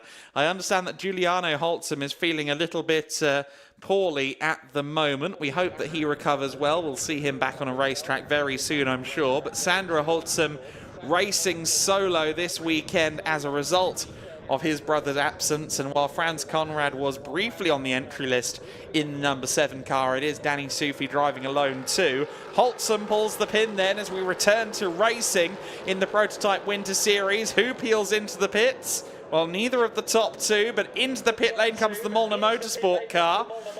Only one car potentially into the pit lane. No, I think 2 or 3 others have also followed in. Steve Paro has come into the pits as well. Here's the 18 Molnar Motorsport car then in. It's going to be Bernardo Pinheiro getting out of the car. Rodrigo Almeida taking over. Almeida being allowed in now. These two will be looking to try and salvage the race a little bit, despite their 151-second pit in to pit out time. The car further up the pit lane, the 66 of Paro and Karlvitz, will have a shorter stop, albeit that car is now a lap down. Then, as this car gets its belts sorted and the Molnar Motorsport engineers get Rodrigo ready to head back out onto the circuit, we refocus on the top two. Holtzum and Sufi running through turn 9 then for the first time back under green flag conditions. This is a view on board with the Conrad Motorsport car of Danny Sufi. Sufi loving this circuit, loving the undulations that are so famous here at the Autódromo Internacional do Algarve. You can see there's still some gravel down on the circuit from the recovery of Steve Paro. That's never good to see. Those stones there can lead to punctures and things of that nature, but hopefully that won't be the case on this occasion. Now, looks to me like Holtzum, well, he took a narrow line into the final corner. I thought Holtzum might be heading towards pit lane, but no, he continues on his way. Danny Sufi just 0.3 of a second back at the front of the field, 0.3 of a second between the two of them. The Nova Proto of Rabin is there in third place. Julien Lemoyne is there in P4. Does look like our timing screen is a little bit behind at the moment, but that is the order as it stands. In fifth place and into the pits has come the DKR engineering car. So Chris Short is in to hand over to the American hot shoe Wyatt Brikoshek. So just 0.4 of a second in it as the Duquesne versus Ligier battle unfolds. Rinaldi versus Conrad. Two teams that, in addition to running LMP3 cars, also run GT3s very successfully, might I add, at the centerpiece of German motorsport that is the Nürburgring 24-hour race. The DKR Engineering number 3 crew working the straps on Chris Short's car, or rather on Wyatt Brikoshek, I should say now. 120 seconds for that car, so a slightly shorter pit stop. I think that's really going to help as well. Wyatt Brikoshek, former single-seater racer in the United States, a young man that certainly knows what he's doing at the helm of a race car. That car could be a favourite in the second half of the race with how the safety car has affected things going into the pit stop window. Window open for another 6 minutes and 15 seconds. Neither Sandra Holtzum or Danny Sufi electing to make their pit stop. Something tells me they might both be in next time. The closest lap to mid-distance in the race, mid-distance in the window. Solo drivers typically do that. Julien Lemoyne is in, so Lemoyne has pitted the number 42 car. Now this is the car that is going to benefit potentially more than any other from the timing of that safety car, because again, 89 seconds from pit in to pit out is all they have to spend in pit lane. And that is over a minute less than Holtzum and Sufi. And the gap between this car and the leader was just 14 seconds last time across the line. So you can imagine the huge chunk of time that this team is about to save. ANS Motorsport going to send this car on its way momentarily. They shut the doors on its new driver, Clement Moreno. Quick check of the tyre pressures, and they will send the car back out there.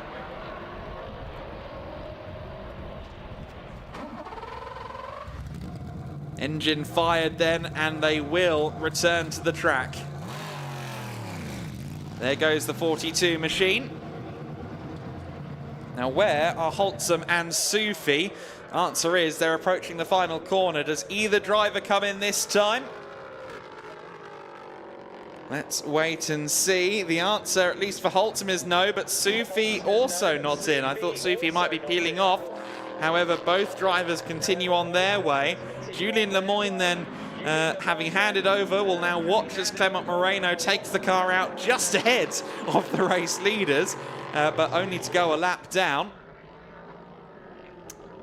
Oh, goodness me, Sandro Holtzum. Oh, Holtzum loops it. Holtzum maybe just distracted an iota there by oh, goodness me, Holtzum really struggling to get that car pointed in the right direction. I mean, that would have looked absolutely glorious if it was post-checkered flag, but unfortunately it wasn't. Sandra Holtzum looping it out of turn 3, just too eager on the throttle as he tried to figure out what Clement Moreno was doing in the 42 car. Moreno really couldn't have been more out of the way than he was without completely peeling off the circuit, and unfortunately Sandra Holtzum with an error. Danny Sufi then is your race leader for Conrad Motorsport. Conrad Motorsport now staring down the precipice of a second win of the season at this stage. However, again, the pit stop handicap system is about to lift its finger and cause the chaos that we know it to cause. Sufi then following the car that currently classifies in P5.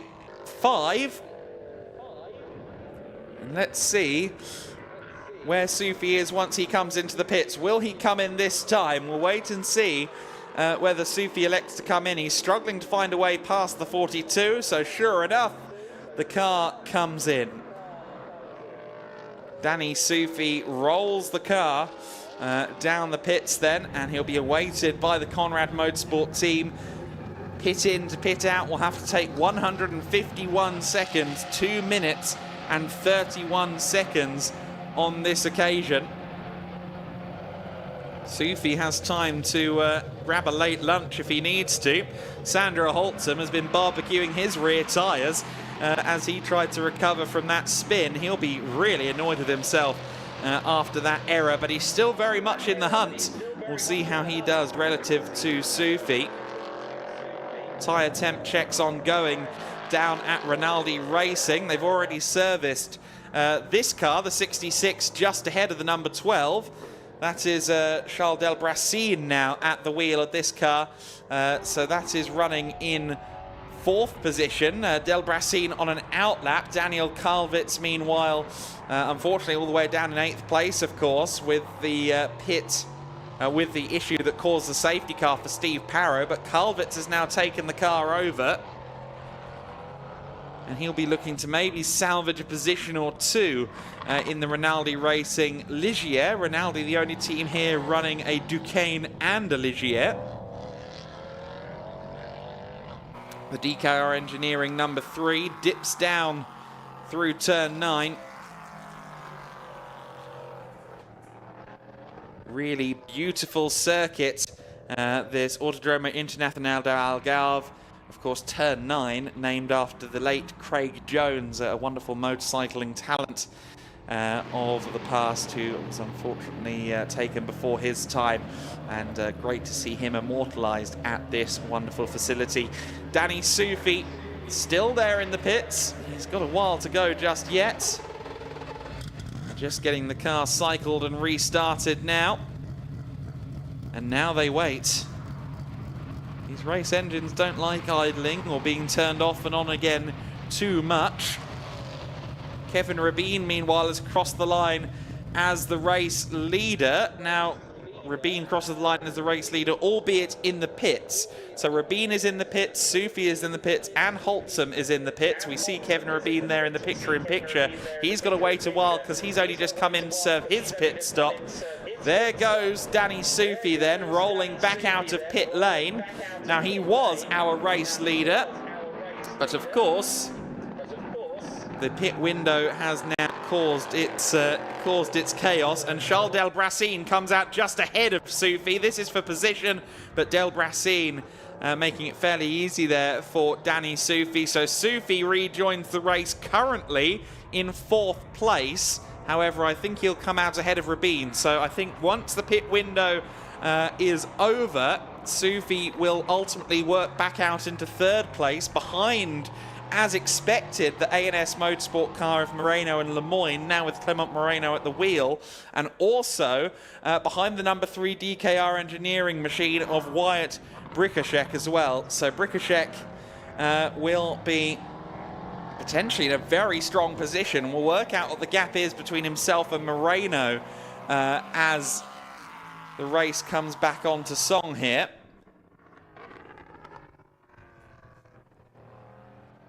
You see Rabin there still waiting. It's an agonizingly long wait for the silver or gold lineups, who have to wait 151 seconds.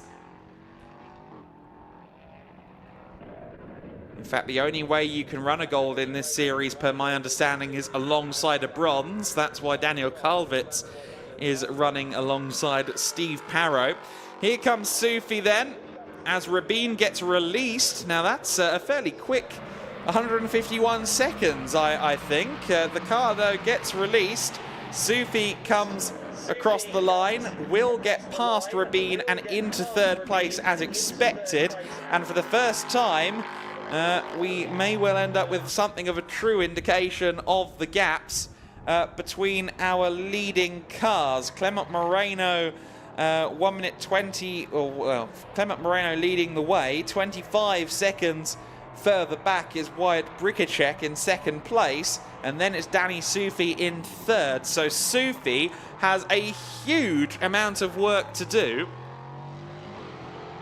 A really significant amount of work to do. And Wyatt Bricacek also, I mean, 25 seconds in less than 18 minutes is a huge mountain to climb. The safety car coming out when it has really thrown things into disarray in terms of this window.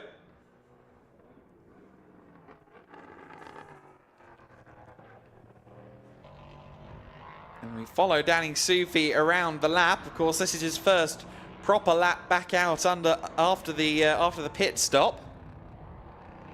Already done his out lap. Moreno then your race leader in the number 42 A&S Motorsport car, 23 seconds clear of DKR Engineering's Wyatt Bricacek. Danny Sufi there in P3. Now what's the gap going to be between Sufi and the leader? It was looking like something fairly significant. We'll get a proper figure now, 49.3 seconds. That is a big bridge. And I don't know that Danny Sufi is going to be able to cross it in the time that he's been given. Sandra Holtzum, 57 seconds back as well, so he's going to have to work hard to even catch Sufi over the course of this next few minutes. Clement Moreno, a 141.956, was the car's quickest lap of the race so far, so your race leader is actually running a fairly strong pace out there as well. Clement Moreno is a bronze driver, but I think he's quite a quick one.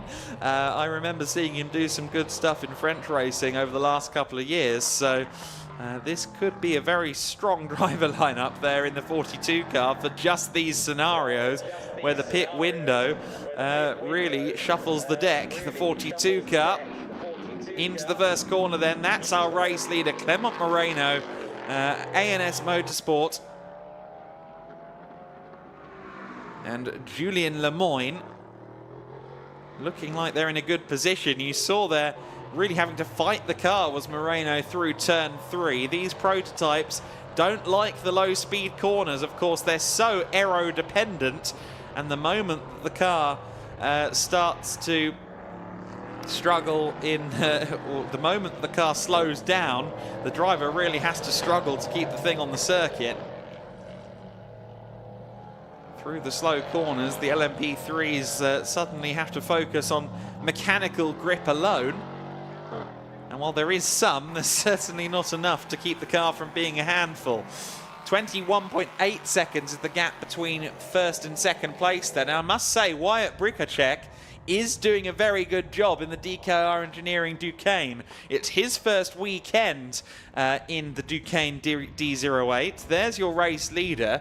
But the Bricacek D08 Duqueine in second place, he is doing very well. A 39.7 the last lap for Wyatt Bricacek, the young American racer. Clement Moreno almost 1.6 seconds slower than that. So I still think that in the time that's allotted, I don't think we're going to see any shift there. But the 23-year-old American who shares a birthday with me, actually, albeit I'm a few years older, running in Asia Le Mans, European Le Mans, and the IMSA Michelin Pilot Challenge last year as he transitioned away from single-seaters into sports cars, looking to really start to sharpen his tools going into the 2024 racing season. And less than 20 seconds now the gap between the top two. Bricacek just trying to show out here and prove what he can do at the wheel of the Duqueine, having already raced the Ligier. Moreno then comfortably out front. A&S Motorsport have really received a lifeline here in this race with the pit handicap immediately following the safety car. Of course, that was caused by the 66 car of Steve Parrow. Daniel Kalvitz, unfortunately, 2 laps down on the race lead after that car was only slightly beached, but beached enough to require recovery. There is the 42 once again, and you can see just there's so small margins for error in the 42 car, or in any LMP3 car. LMP3s as a whole are a very challenging machine to drive on the limits. Obviously far less give than a GT car when it comes to forgiveness in the low speed areas, as we've alluded to already this season. Great to see some drone shots here looking over the circuit. There goes the racing experience car of Charles Delbracin through the shot.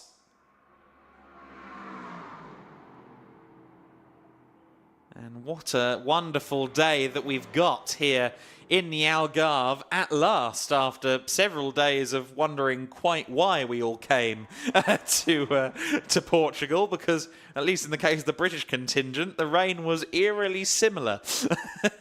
But it is now really showing what coming to a racing circuit in January on the southern Iberian coast can really do for you. This has been a beautiful place to be this last few hours as the sun comes in.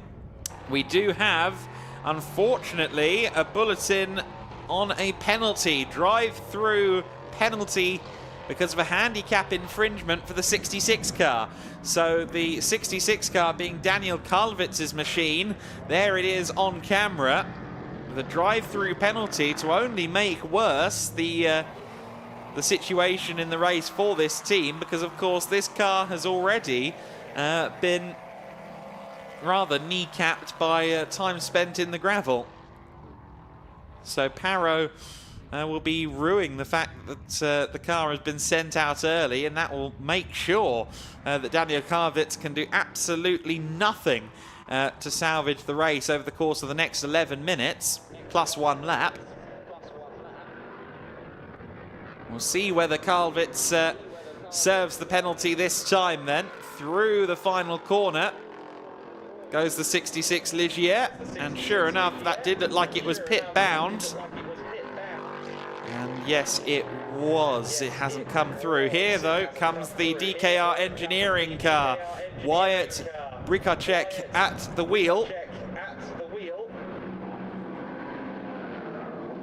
And while the number 3 car continues on its way, I understand Lukas Gajewski is down there in the pit lane, so let's go down to him.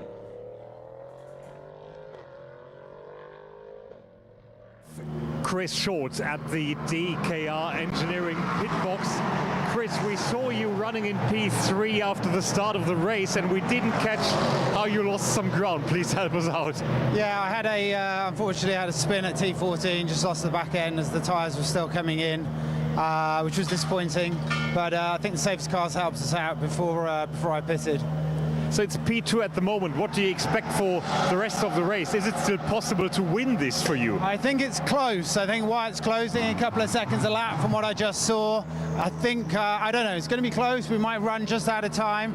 The bronze in the lead seems to be doing a good job, but it's certainly Wyatt's quick, so fingers crossed. It's always interesting, isn't it, after being in the car yourself, and then you have to just wait here and see what the teammate's doing.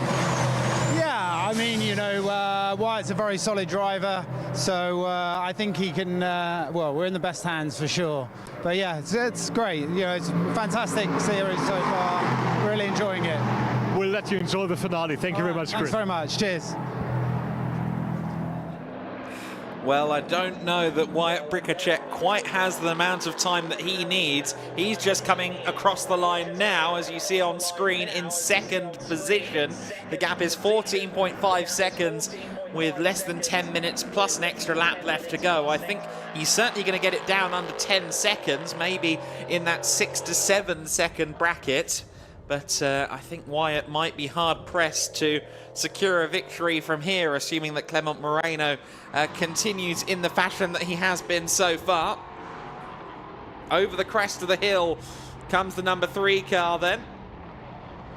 You can see the sun beating down on the driver. No visor down on that helmet for Wyatt Brikacek. I would rather think you'd want some protection from the sun rays in this early evening condition, but No, Bricacek continues on with the visor open, so he clearly doesn't mind a little bit of sun, although the sun is now hidden behind the main grandstand here, the mighty main grandstand here at the Autódromo Internacional de Algarve.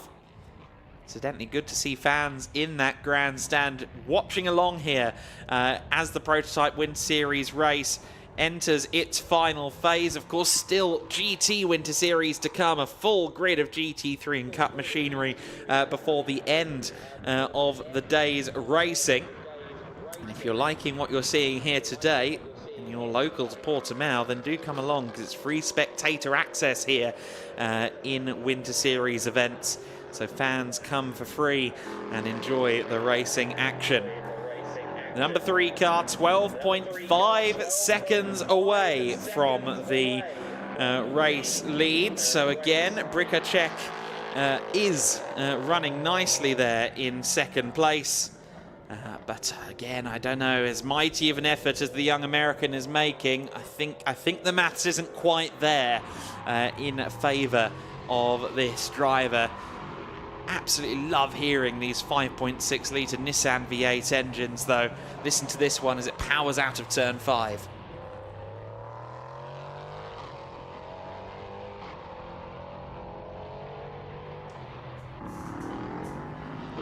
So then Wyatt Bricacek through 7 and 8 over the crest.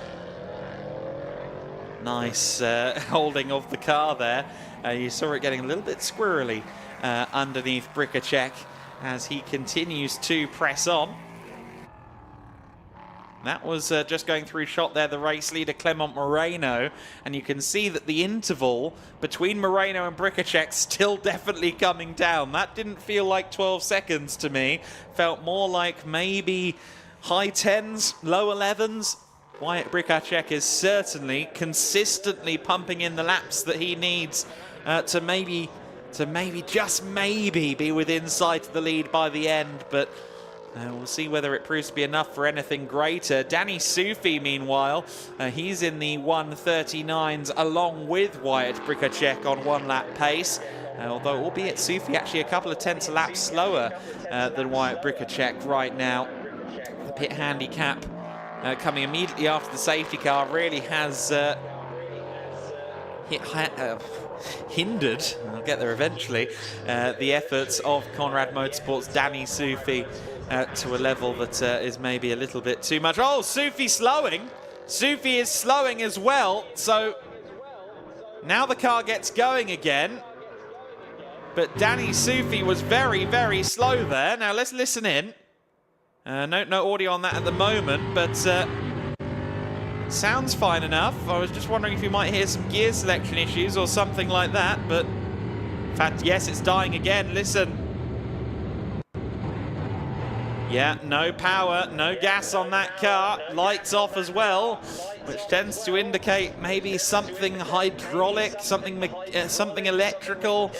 Oh, Danny Sufi gets it fired up again, but I don't know, something tells me that car isn't wanting to reach the flag, no matter how much Danny Sufi is. And Kevin Rabin says, well, do you mind awfully if I have a go? Up the inside at turn 3 goes the young 16-year-old Swiss. Sufi holds him off, but Kevin Rabin now has to be wary of the fact that Sufi's car could decelerate at any moment, because we've already seen that Sufi seemingly has some issues in the Ligier.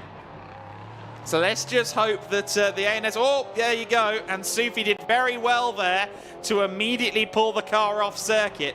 He was very aware of the fact that the ANS Motorsport car was right behind him and made sure to preserve both cars by getting out of the way. Now, will Sufi continue on to try and reach that checkered flag, or is this going to be an early bath for the Conrad Motorsport team? We'll have to wait and see.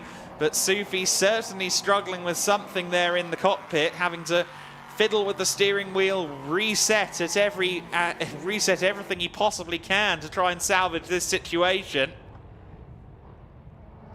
But Danny Sufi's certainly struggling.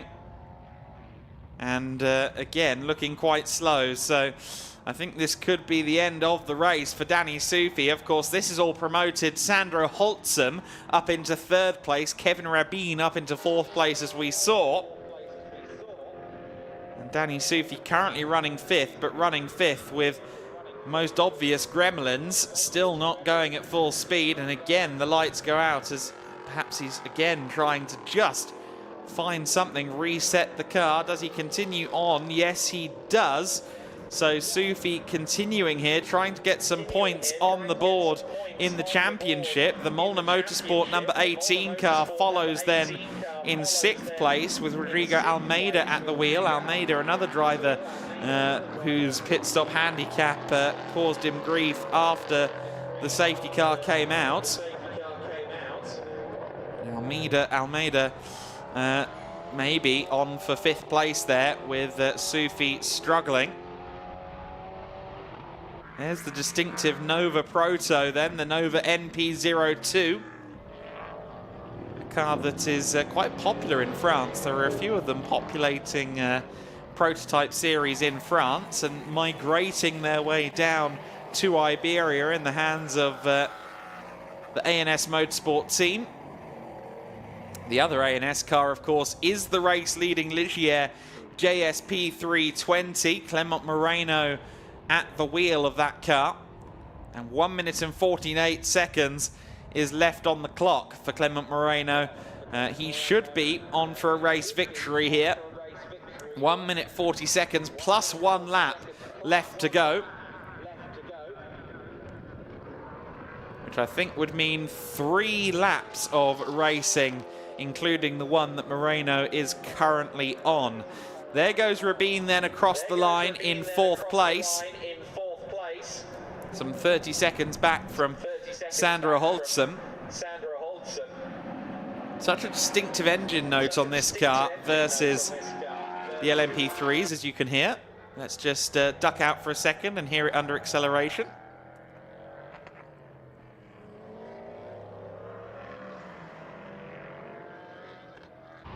Very different engine note indeed. It's almost doesn't sound like a V8 at times when you're just waking up in the morning, folded over a coffee as free practice takes place on Saturday morning.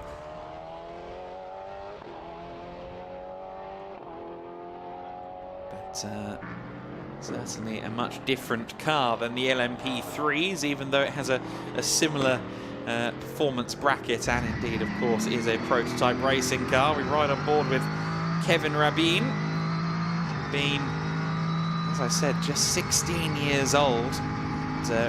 His first steps into car racing, his first forays into car racing, and something tells me that we're going to see a big development curve out of this youngster as the year goes on. He looked mightily impressive in the first race of the weekend at Estoril, the first ever race in Prototype Winter Series.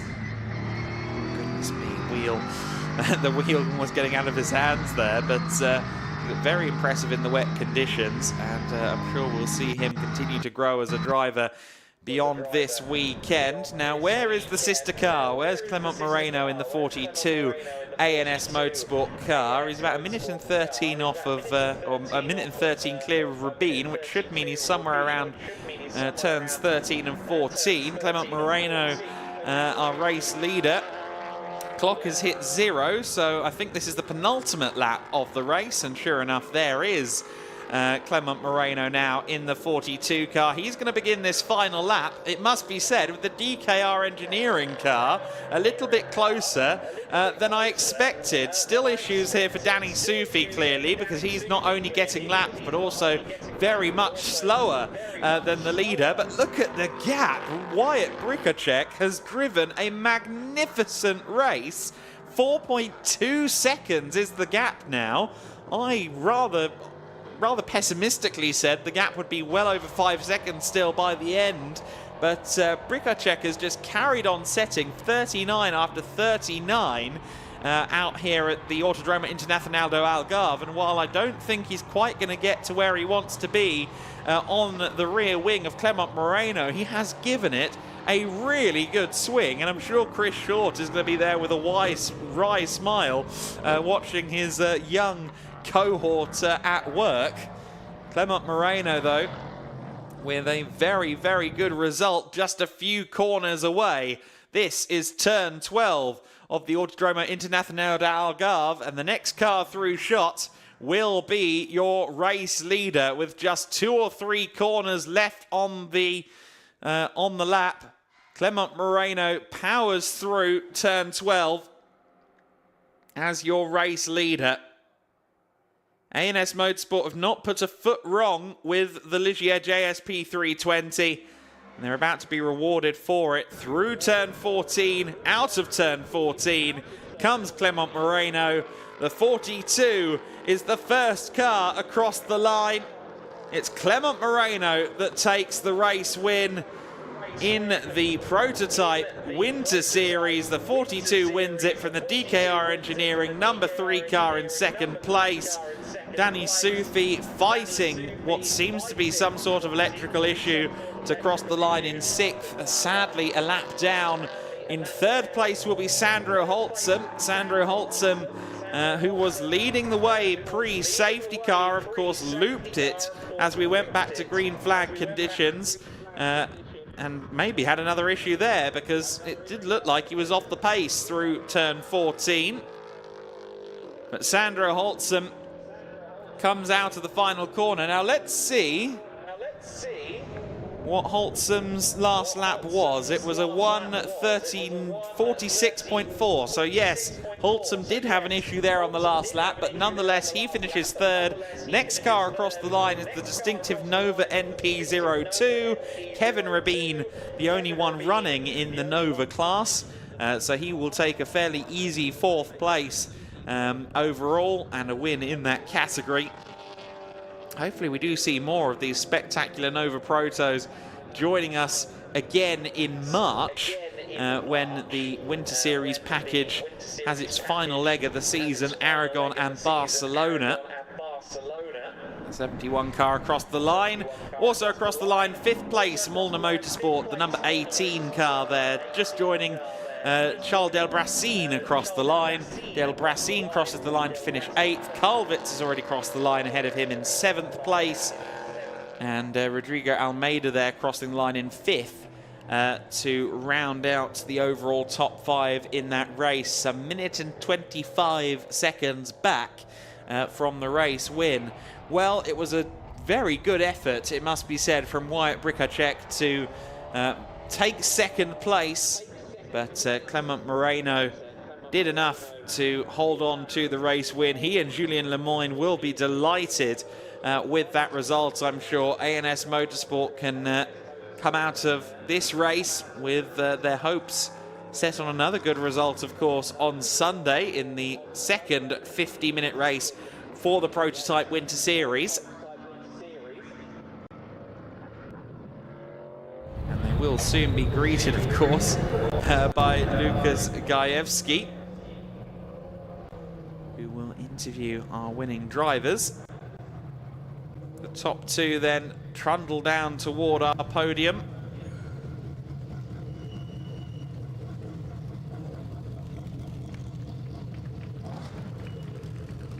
Certainly delight for A&S Motorsport, who applaud their man home.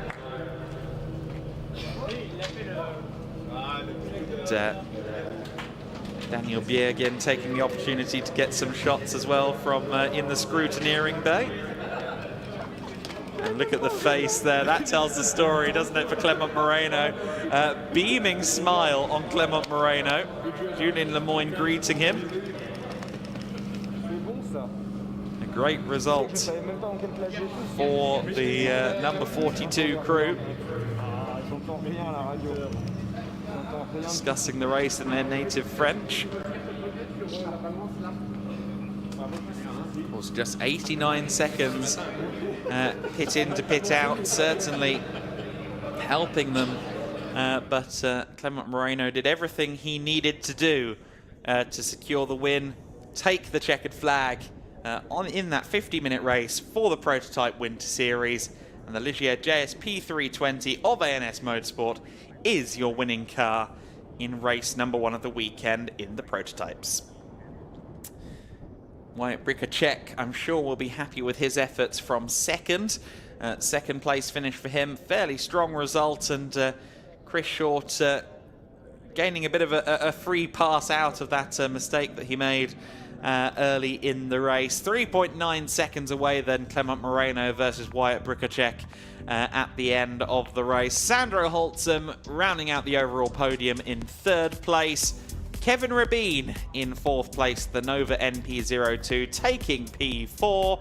Molnar Motorsports in 5th place, the Duquesne D08 rounding out your overall top 5. Danny Sufi sadly a lap down after what looked to be electrical issues with the Ligier JSP 320. Daniel Kalvitz 2 laps off the lead after his co-driver Steve Parrow managed to get the car into the gravel at turn 13.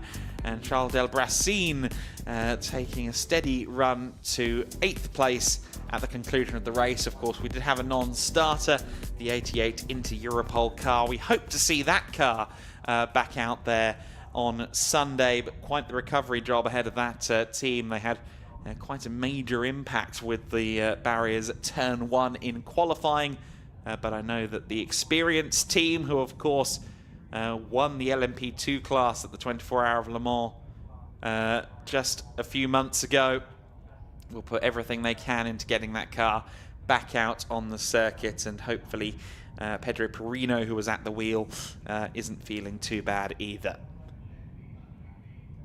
So it was 29 laps of racing across those 50 minutes. We've got one 30-minute race to bring you from the GT Winter Series to cap off the first day of racing in Winter Series at the Algarve International Circuit, the Autódromo Internacional de Algarve. And that will be a 30-minute sprint with 25 GT cars taking the start. I expect that one to be quite the thrill ride.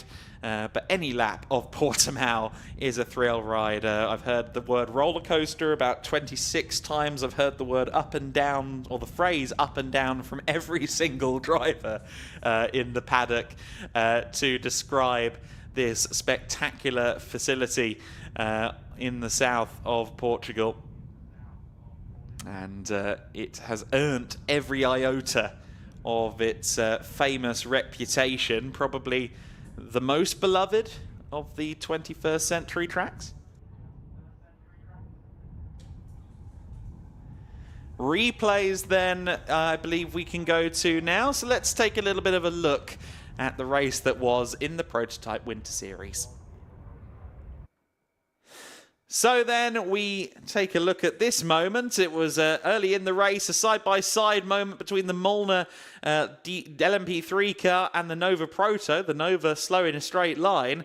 Parrow in the gravel causing a safety car. And then, of course, during the pit window, after both cars made a pit stop, Sandro Holtzum, or I should say just before both cars made a pit stop, Sandro Holtzum caught the rejoining car that would eventually win the race and did a wonderful donut, albeit not to celebrate anything, just to try and get the thing going in a straight line. It was worthy of Terry Grant's stunt crew, I must say. Sandro Holtzum with a 9.5 out of 10 donut. Unfortunately, a 0.5 execution of turn 3, and Danny Sufi was struggling a little bit as well. The car maybe progressively getting harder to drive, perhaps because of those electrical issues that ultimately forced him to finish a lap down and have to withdraw from the side of the track.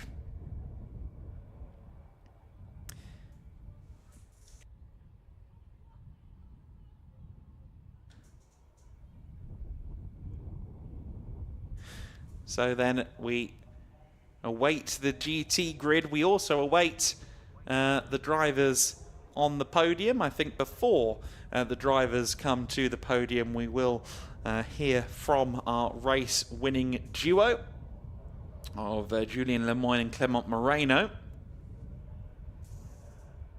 And Lucas Gajewski and Chris McCarthy, of course, down on the ground to bring us the post-race festivities.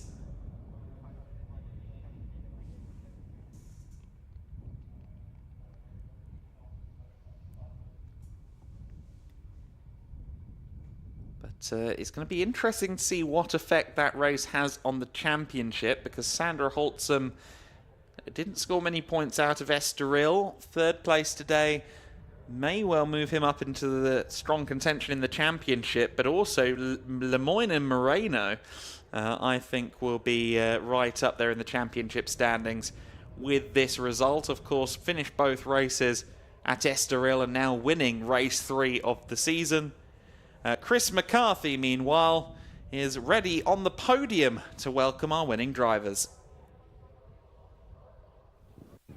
Thank you very much, Adam. Yes, we're getting ready to go for the first podium of the weekend for the Prototype Winter Series. Fantastic to see the cars tearing round in beautiful conditions here at Portimão. Beautiful sounds and sights around the Portimão circuit. And now we get to see the drivers out on the podium. A glorious podium it is as well. Thank you to everyone who's joining us down in pit lane and to all of you around the circuit and on the live stream as well. Let's get some drivers out on the podium, shall we? We're going to get our Class N winner out first of all, then we'll move to our top 3 overall. So please give a big round of applause to all the drivers as they come out. First of all, our Class N winner, number 71, Kevin Rabin.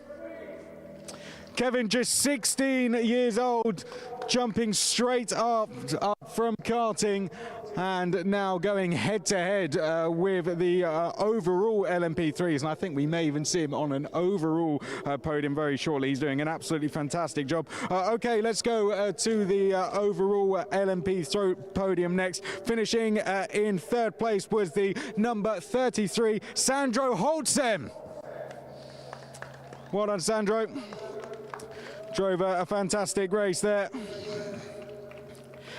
And now we come to the number 3 car, the DKR engineering car. A superb drive from these guys. Dropped down a little bit, but drove back through the order very, very well. Finishing in second in the first race, Chris Short and Wyatt Brikarczyk. Well done, guys. Drove a fantastic race overall.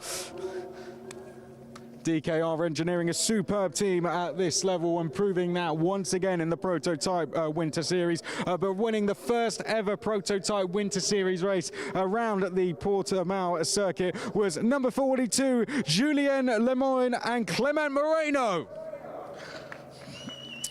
Well done, guys. ANS Motorsports with 2 cars on the podium. Kevin Rabin on there and also on the top step of the podium as well. Well done, guys. Now we will get the GEDLICH Racing guys to present the trophies. The team will come out to present all the trophies. Don't be shy, guys. There we go. The drivers are ready and waiting, and then we will hear from the drivers as well. Danny's going to get some pictures, and then we will go straight down to the next race. We still have one more race to go today, but well done to all the drivers. We'll start by hearing from Kevin. Smile for the camera, guys. Smile for the guys down in pit lane as well. Don't be shy, guys. I want to speak to a driver from each team. We're going to start with Kevin first of all. Kevin, you're doing a fantastic job. How does it feel to be racing against these guys in the LMP3 in the Class N? Well, there's a lot of levels, so yeah, it's really hard, and I fought hard to get in the pack, but yeah, the pace is missing. It's my first time here in the prototype, so we're getting ahead of it, but yeah. And a fantastic job by your team. Let's go up to the top step next. We'll speak to yourself. Fantastic job out there overall. How is it driving one of the LMP3 cars around here? It was not really simple because we don't drive on the dry conditions, for 3 years, and it was our first time in P3 here in Portimão in a dry condition. I didn't know I was first during all of the race because I have no radio. Wow. Yeah, and so I just discovered that at the end, and I just try to to put the pace the maximum. And this morning it's not start really well because of a crash, and now we are first. So congrats to my teammate, to my team, and thank you. I'm sure we'll be speaking to your teammate at some point tomorrow. For now, we'll focus on yourself, Clement. Who would you like to thank for this? Sorry? Who would you like to thank? Who would you like to thank for the result? Thank? Yeah, by my team, my teammates. Sorry, I'm a bit tired, and all of the people who support me in the sport, and that's it. We'll get plenty of rest, guys. We'll be back, I'm sure, to speak to yourself, Julien, tomorrow as well. We're going to speak to one driver from each. We spoke to Wyatt earlier, so yeah, we did. Whilst you were out on racing incident there, racing incident. Did you catch that one, guys? They caught that one on the podium camera right up there, so they'll get that one. Chris, podium. That feels good. Very happy with that. Yeah. I think the safety car helped us. Wyatt did a fantastic job. We just needed 2 more laps, I think, at the end, and maybe we could have been there. But no, really good fun, and team did a great job as well. So, but yeah, especially to Wyatt, super fast out there. Think we can go one better tomorrow? I think so. I think so. We're going to certainly have a good go at it. Good stuff. Well done. I'm not going to fall over this time. I'm going to very gently. There you go. Walk away. There we go. That's much more composed. Right, let's come around and speak to third place, Sandro. Sandro, good race overall. Great fighting up at the front. Third place in the end and good points in the back. Yeah, that's true. We did a little mistake in the middle of the race. I spun in turn 3, but yeah, it's hard with the 30 seconds more with the only silver driver then. Yeah, but I think at the end P3 is okay. I mean, maybe not the result you wanted, but are you looking, at the long picture ahead? It is a 4-round championship. Is that what you're looking at? Yeah, that's true. I'm looking also forward for tomorrow. I think tomorrow will be better, and yeah, we go for the win tomorrow. Congratulations, guys. Well done to our prototype Winter Series drivers. Well done, guys. Congratulations. Give them one more round of applause, guys, up in the crowd. I think you would have enjoyed that one. Well done. Congratulations to all our drivers, guys. Well done. We'll see you again tomorrow for another fantastic race. Congratulations. Thank you very much, Chris. Thank you, Wyatt. Superb job from all of you. Below me, you can see GT Winter Series is heading onto the grid. That's where we're heading next.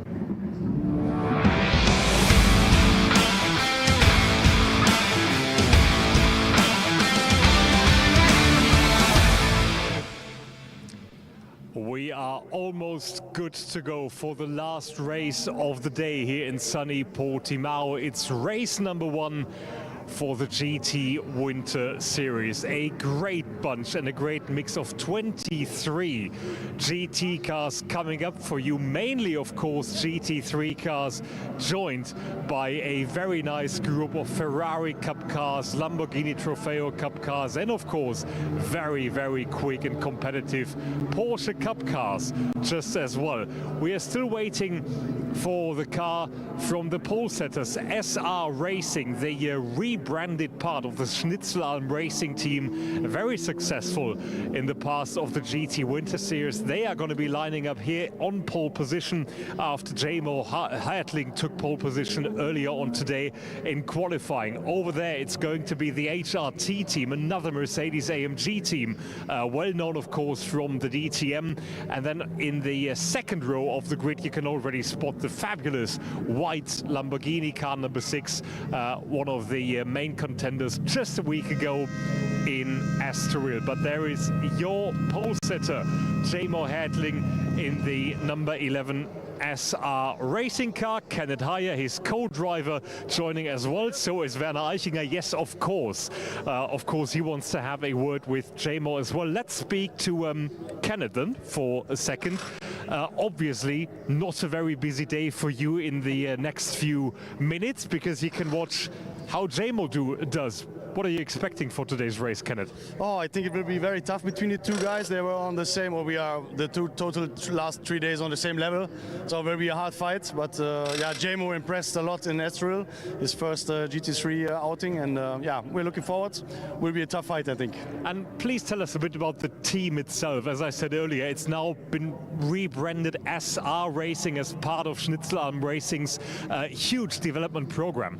Yeah, they want to divide a bit, or divorce a bit the 2 parts, the GT4 with the young guys. So the Schnitzelalm Racing will be the future young talent club, to say it like that. And all the GT3 races like GT Masters or the 24 Nürburgring and so on. And here is under SR Motorsport. Thank you very much, Kenneth. And of course, we are very much looking forward to seeing you in the car tomorrow just as well, as Werner Eichinger finishes his chat with Jamo. Werner, of course, a very experienced race director, actually went to do the Formula One Grand Prix in Hockenheim in earlier days. Shake hands with JMO. JMO, it's pole position for you. Very successful day so far for Schnitzel Am Racing. Do you think you can add up to this? Yeah, we hope so, no? For a good race. I give my best. And how is it to fly around the circuit like Portimão in a very, very professional GT3 car? Oh, it's unbelievable, really. Thank you very much, Damon. All the best for the race. So that's your pole setter, one of the two AMG GT3 Mercs, as the 3-minute board is shown.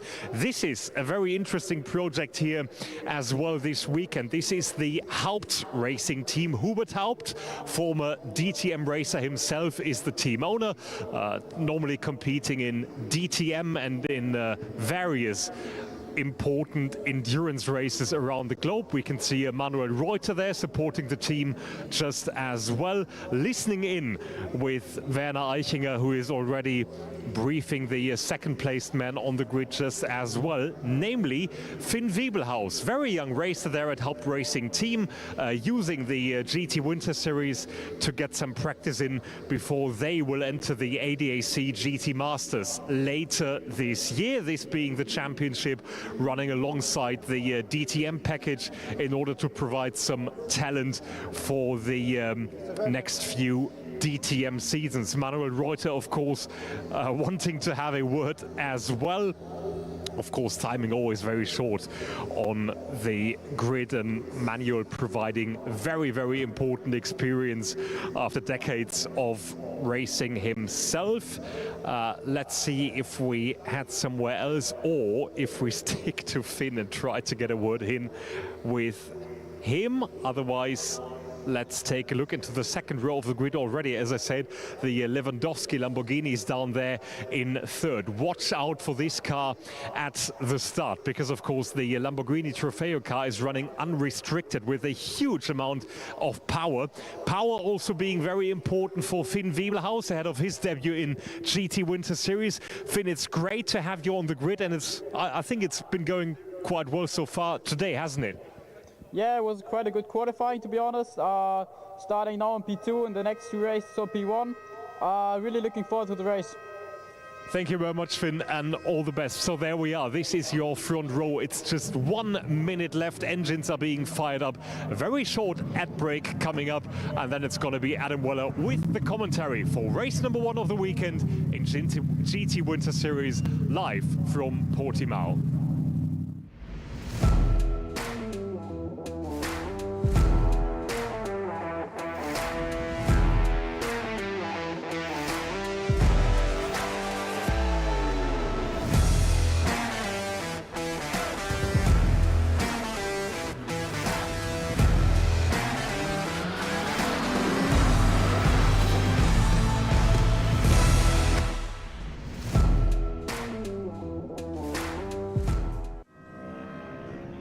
Let's get ready to rumble then with the GTWinterSeries grid. Well over 20 cars set to take the start in this one.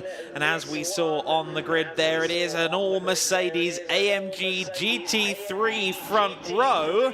However, they only now just get started. The safety car left them for dust there. The SR Motorsport number 11 entry of JMO Hartling is our pole sitter for this race then, alongside the very, very talented Haupt Racing team driver, Finn Wiebelhaus. Finn Wiebelhaus in the Haupt Racing team Mercedes AMG GT3. As we saw, that is our front row of the grid. Our second row of the grid is Adrian Lewandowski in the Lamborghini Super Trofeo car. Expect that thing to be very quick at the towards the first corner, may even lead early on. Christian Hook is next for Rinaldi Racing in the Ferrari 296 GT3. Then it's the first of the Cup 2 class cars, the Porsche 992 GT3 Cups. Alex Hart at the wheel for lap time performance. Then it's Piotr Vera in the Mercedes AMG, another Mercedes there towards the front of the pack. Row 4 of the grid is Villeco Motorsports Pablo Bras, the number 951 car. Another Porsche Cup car alongside the 177 BDR competition by Grupo Prom Lamborghini Huracan of Alfredo Hernandez. Trackar Motorsports Leandro Martins in a new number 911 car, purchased from last year's champion Johannes Kupfinger. He starts alongside lap time performances Demir Hott. Then on row 6, it's just going to be Pellin Racing and Thor Haugen because Louis Stern had a big crash in qualifying. He's okay, car is not. Row 7, Hubert Darmetko alongside AF Corsa's Motohiko Isozaki. Row 8 of the grid, Sunda Motorworks, Morten Stromsted alongside Alessio Raffini of Autosport Racing. Row 9 of the grid, PTT Racing's Igor Klaya alongside Talal Shair of AF Corsa. Another AF Corsa car, John Dillon on row 10 alongside Uwe Lauer of De Beermacher Racing. Przemysław Bienkowski on row 11 for PTT Racing alongside Werner Panhauser in the 128 car. Our final row of the grid will be Villico Motorsports Pedro Miguel Bras, the 952, alongside another Villico car, Pedro Silvero. 24 cars then set to take the start of this race. Matthias Lizowski and Leonardo both not set to take the start. So then 23 cars total with 3 absent, but still a hugely strong entry list here. Again, keep an eye on the GT3 Poland Lamborghini from the inside of row number 2. Adrian Lewandowski has a big pin to pull in the form of that unrestricted 5.2 litre V10 under his right foot. And let's see whether he can maybe surge past the Mercedes AMGs in the early going. It's 2 very promising young talents in AMG GT3s on the first row of the grid. J-Mo Hartling, Finn Weibelhaus. The red lights are on.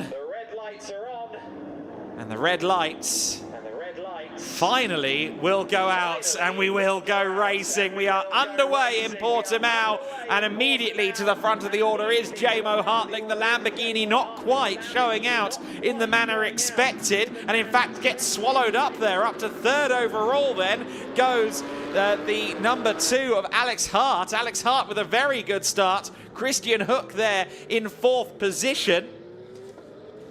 So Christian Hook in the 115 car getting a really good start.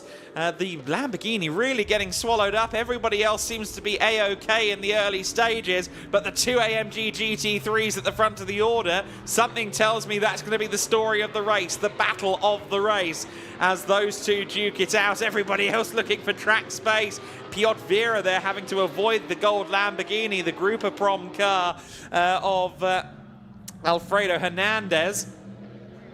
Everybody else making their way through the first few corners. Thor Haugen there looking to try and find a little bit of track space there. Demir Hott up the inside of him. Those 2 had some good scraps last time out at Portimão as well, Estoril as well. Good to see that that's continuing on into Portimão, and what a sight it is to see these spectacular GT3 and numerous various single-make GT cars all fighting each other. Of course, Alex Hart, a very quick driver, just already 3rd overall in that 992 GT3 Cup car. There's Piotr Vera just trying to find a way through in the number 14 Mercedes AMG. That's up against John Dillon in the 151 AF Corsa Ferrari. Numerous shapes of Ferrari, of course, up and down the grid. 488 Challenge and GT3 cars, also the 296 GT3 as well. That Matrix Media-backed Goodspeed car that we ride on board with has been lauded by the media team for the livery so far this week. I think that car has had a good number of lenses pointed at it. And Piotr Vera for Goodspeed Racing running in 8th place across the line at the end of the first lap. Facing a lot of very talented drivers in Cup cars that have different strengths and weaknesses as opposed to the GT3. Great to hear that 6.2 litre naturally aspirated engine in the Mercedes AMG GT3. Of course, they still run that big naturally aspirated unit in the GT3 cars. And Piotr Vera, after maybe just struggling a little bit in the early stages, is now going to try and go Cup car hunting, I suspect. Hubert Darmetko, Leandro Martins and Pablo Bras all ahead of him. And maybe going to come under fire as this race continues on. Now, Adrian Lewandowski has crossed the line to complete the first lap, but hasn't registered on the timing screen, so I fear that he may have a transponder issue, but we see him running in P7 out there on the circuit, so that's something to bear in mind, that we might have a Super Trofeo that is somewhat invisible on our timing screens. Meanwhile, Thor Haugen and Demir Hotter still side by side, second in this long queue of cars as they go down through 10, 11 and 12. Really interesting to see. There's the 20 car, the lap time performance number 20, all over the back of Thor Haugen in the red and white Ferrari GT3 machine. They're just behind John Dillon as well. So three very different cars, a Ferrari Challenge car followed by a GT3 Ferrari and a Porsche Cup car, really duking it out. This for 10th overall. Thor Haugen loving Portimão, said not quite Spa in terms of elevation change, but quite close to it. And, well, Demir Hott is certainly very close to Thor Haugen at all times. These two seem to find each other and race each other on a regular basis. Both North Americans. Demir Hott from Canada, Thor Haugen from the US. And just behind them is Igor Klaya as well. And then the Japanese racer, Motohiko Isozaki, for AF Corsa. First time we see him this year. And then the Cup 3 class car behind, that's Stromstedt in the 991 Porsche, the slightly older Porsche 991 Cup car. Up the inside, though, goes Igor Klaya, and bumping across the sausage curb goes Thor Haugen. Loses out to Isozaki as well then. Thor Haugen dropping through the order. At the front of the pack, the two Mercedes-AMG GT3s are absolutely disappearing up the road. 7.8 seconds, the gap between first and third place. Over 7 seconds between second and third as well, as the 128 PTT racing car was getting into it a little bit there, I should say MS Racing. But there's the two Mercedes-AMG GT3s then. Jamo Hartling with marginally more experience in a GT3 car. His first weekend in GT3 machinery was last weekend at Estoril here in the GTWinterSeries. For Finn Weibelhaus, this is weekend numero uno in a GT3 car after running previously in Formula 4 competition throughout Europe. And, well, making the big step up towards a front-engine GT3 car after Formula 4s is no mean feat, but everybody has been hugely impressed by his performances across the week in testing in very wet conditions. Like everyone else, his first dry running around the circuit will have been this morning in the one free practice session they were afforded before quali. And certainly taking to Portimão, taking to the Mercedes-AMG very well indeed. A great scrap between the two of them. Neither man can blame his tools in this battle. It is a fight with equal machinery, and Jamo Hartling currently staving off Finn Weibelhaus. Jamo Hartling will be in GT3s for the next couple of years. I think GT3 is very much the direction that his career is going in, a phase that he is starting off here in the GTWinterSeries. And as for Finn Weibelhaus, the youngster, still, I believe, with ADAC backing, is very much trying to stamp his authority on the GT scene at his very first attempt.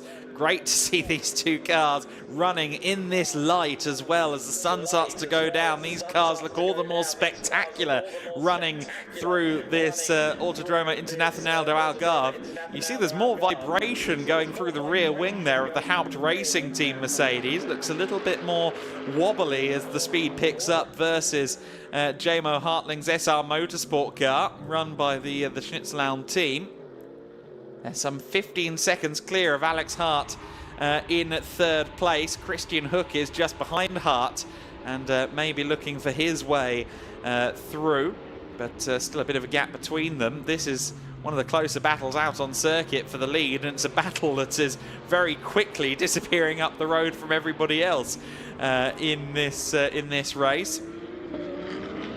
Two Mercedes looking absolutely fabulous as they fight it out, and Finn Weibelhaus despite being a very young man, I've gotten the impression over the course of the week that he's also quite a wise young man as well. Hasn't pushed it over the limit terribly much this week, and, well, he's now got the dangled carrot of a race lead just ahead of him, and maybe that's what it takes to get him to dig deeper into the bag of tricks, take those brave pills out and go for a move or two.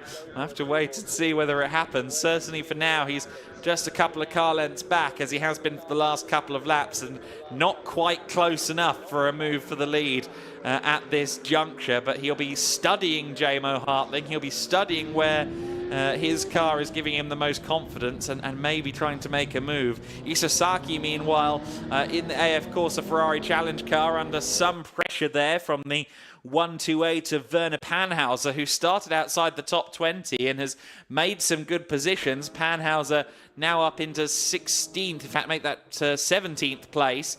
I think Isozaki has lost out on this lap. He has indeed. Demir Hot there up the inside, meanwhile, of Hernandez. So it looks as though Alfredo Hernandez might be just struggling a little bit. Thor Haugen under pressure from Igor Klyer. He's still stuck behind John Dillon as well. That's another battle that seems to be going on in perpetuity.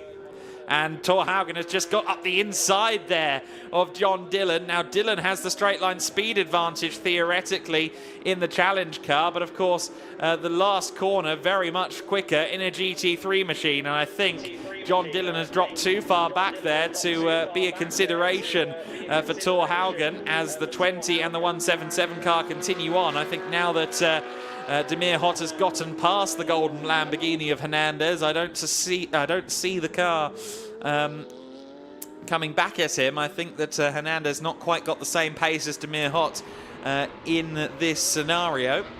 And before you besmirch a golden Lamborghini, I'll have you know there was a limited edition Diablo in 2001 in pretty much that exact colour scheme. So a golden Lamborghini with historic precedent, a very spectacular looking car as well. But it is all kicking off just behind these two.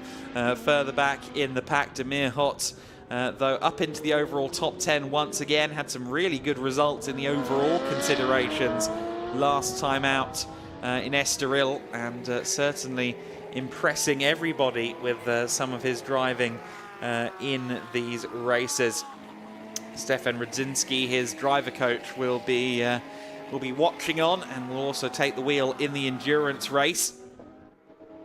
There's Thor Haugen just ahead of the battles further back in the team positions, and Stromstedt all over the grill of, all over the rear wing, I should say, of John Dillon in the older 991 Cup car, up the inside and past at turn 13. And unfortunately, John Dillon, the gate left open, also allowing the 128 car through of Werner Panhauser. So Stromstedt up into 14th place, I believe, with that move in the older 991 Porsche, which theoretically should be somewhere in the region of maybe 2 seconds a lap slower than the 992s, but doing a very good job, running very quickly, is Stromstedt, who races in his native Denmark, I believe even in Formula 4 racing out there. The 151 car, though, of John Dillon looming large, and of course he's got to worry as well about Motohiko Isozaki just behind him. Isozaki very good in these 488 Challenge Evo cars. The Copper Shell AM champion in Ferrari Challenge Europe in 2023.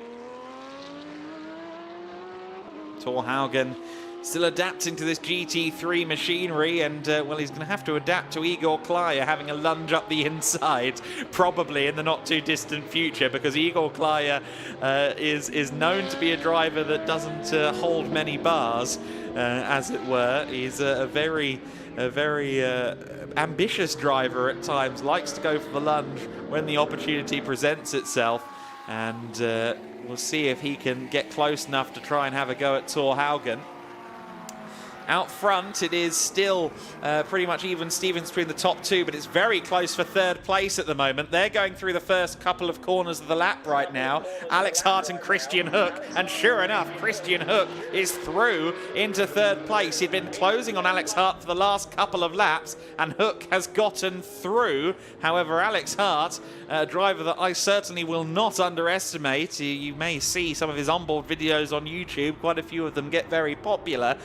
He is someone that can really pedal, and I don't think he's going to let Christian Hook just disappear up the road. Of course, Hook in the Ferrari 296 should be quicker on paper. The 296 should have the pace advantage, but what's wrong with Alex Hart? Alex Hart's car, emergency lights on, and now the emergency lights can sometimes come on because the pit limiter is on, but I think in this case it's just a signal that something is amiss with the car, and it starts to roll back down the hill. Alex Hart, unfortunately, with some kind of mechanical malady, less than halfway into the race, and his race may well be over. Christian Hook disappears up the road then into third place.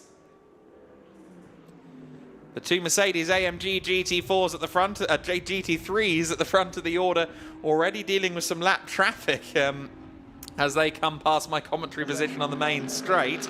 They've now managed to dispatch the car that was between them on the main straight. I think it was the Villico Motorsport entered Ferrari challenge machine of Pedro Silveiro.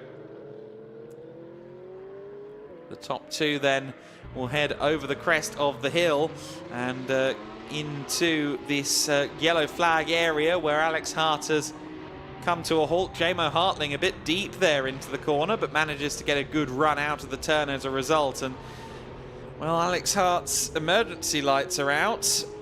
What can we do to try and move that car? It's not in a really dangerous position. It's not in the line of fire, but it's also far from ideal to have a car in that position.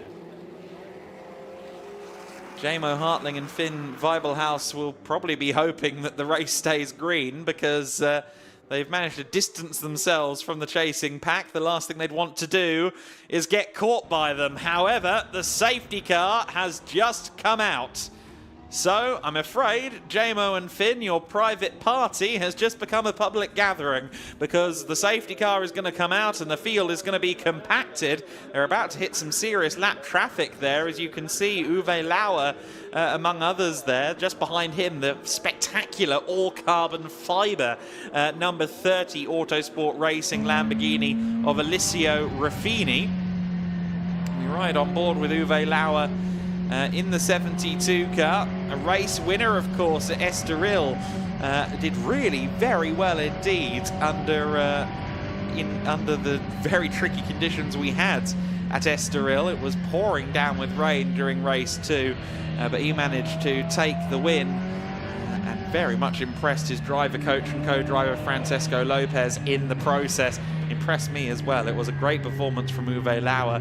He only found out he won the race in the podium, because or underneath the podium, because Christian Hook had finished in front of him, albeit Christian Hook had some penalties hanging over his head for overtaking under safety car. So then the Uwe Lauer machine is released by the safety car, because they're trying to pick up the leading Mercedes AMG GT3s. What an incredible sensation this must be for these drivers competing at this circuit. I mean, just looking through the windscreen of Uwe Lauer's car, it really is beautiful here at Portimão today. A richly deserved day in the sun for our paddock, it must be said, after being soaked through and often blown away during the week of race tests that GEDLICH Racing operated ahead of this meeting. The safety car is out and will have picked up our leaders then, so Jamo Hartling and Finn Weibelhaus are about to have far more busy rear-view mirrors as they return to, or as the pack returns to them. Alex Hart being towed away then, unfortunately, not how he would have hoped to end that race. He was just getting into it with Christian Hook, of course. Perhaps Christian Hook had closed in on him because the car was starting to struggle.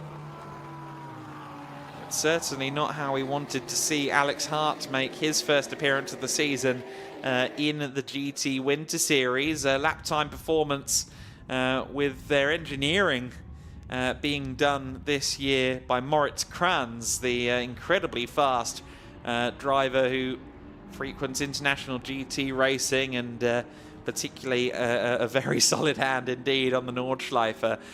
He, I think, is starting to look towards his future in the mid-long term and wanting to get involved in the engineering side of things in addition to his racing efforts. And, well, he's going to have to take a look at Alex Hart's Porsche and figure out exactly what has happened to it after this race has concluded.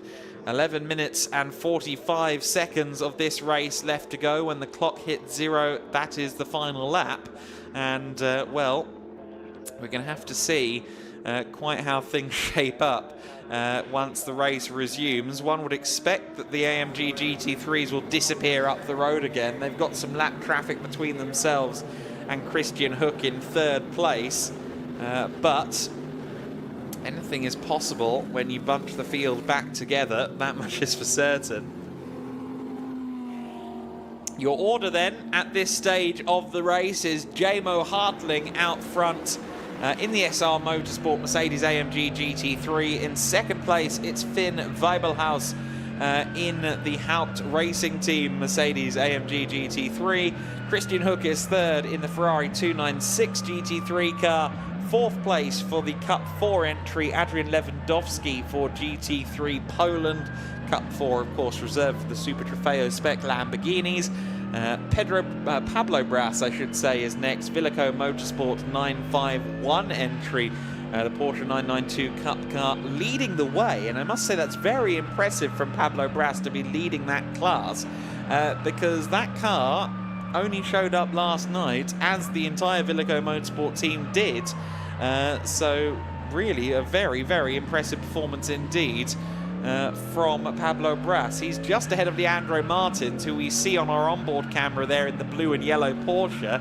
You may recognize those as the signature colors of the Kapfingers. Johannes Kapfinger using that very car to win the GT Winter Series in the 2022-2023 season, back when the GT Winter Series would take place either side of Christmas.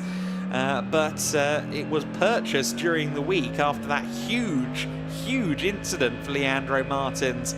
Contact with Adrian Lewandowski on the first lap of the race, leaving him in the Armco barriers. And that was a big drama and a big hit. And thankfully, driver okay, car was not okay. That's okay, just buy another one. Safety car is in this lap. Then we are going to return to racing conditions with Jamo Hartling at the front of the order. Finn Weibelhaus will be looking to try and take the opportunity presented here as we go into the final 10 minutes of racing. Weibelhaus for Haupt Racing Team.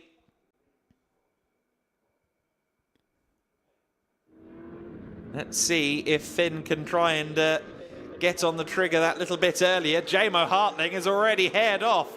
He doesn't want to wait. He's not going to mess around. He pulls the pin and we go back to racing conditions. Weibelhaus follows suit. Then behind, everybody else gets started, albeit, of course, the safety car line has now only just been passed. And look at this is for 3rd place. Adrian Lewandowski in the white Lamborghini just behind Christian Hook in the 115 car. That's for 3rd place. There goes the 951 Porsche though, so Lewandowski losing 1-2 positions as a matter of fact. The Porsches are swallowing the Lamborghini whole here like a large Amazon snake. The Porsches disappear, make their way past the Lamborghini and say, well, see you later, mate.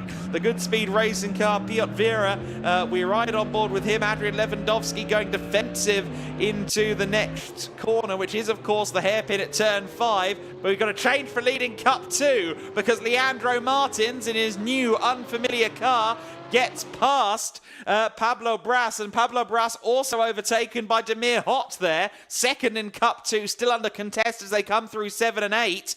Turn 7, turn 8, just over that hill there. We'll see them back down into turn 9, but I'm not sure what order they're going to be in. We really need to get a closer look at that. It is the leading car in Cup 2 still, the Leandro Martins machine. So Leandro Martins now leading in Cup 2, 2 and 3 wide further back in the pack as everyone tries to find some room for themselves. But there's the lead battle in Cup 2. So down to 4th place now has gone Demir Hott. He was second in class momentarily.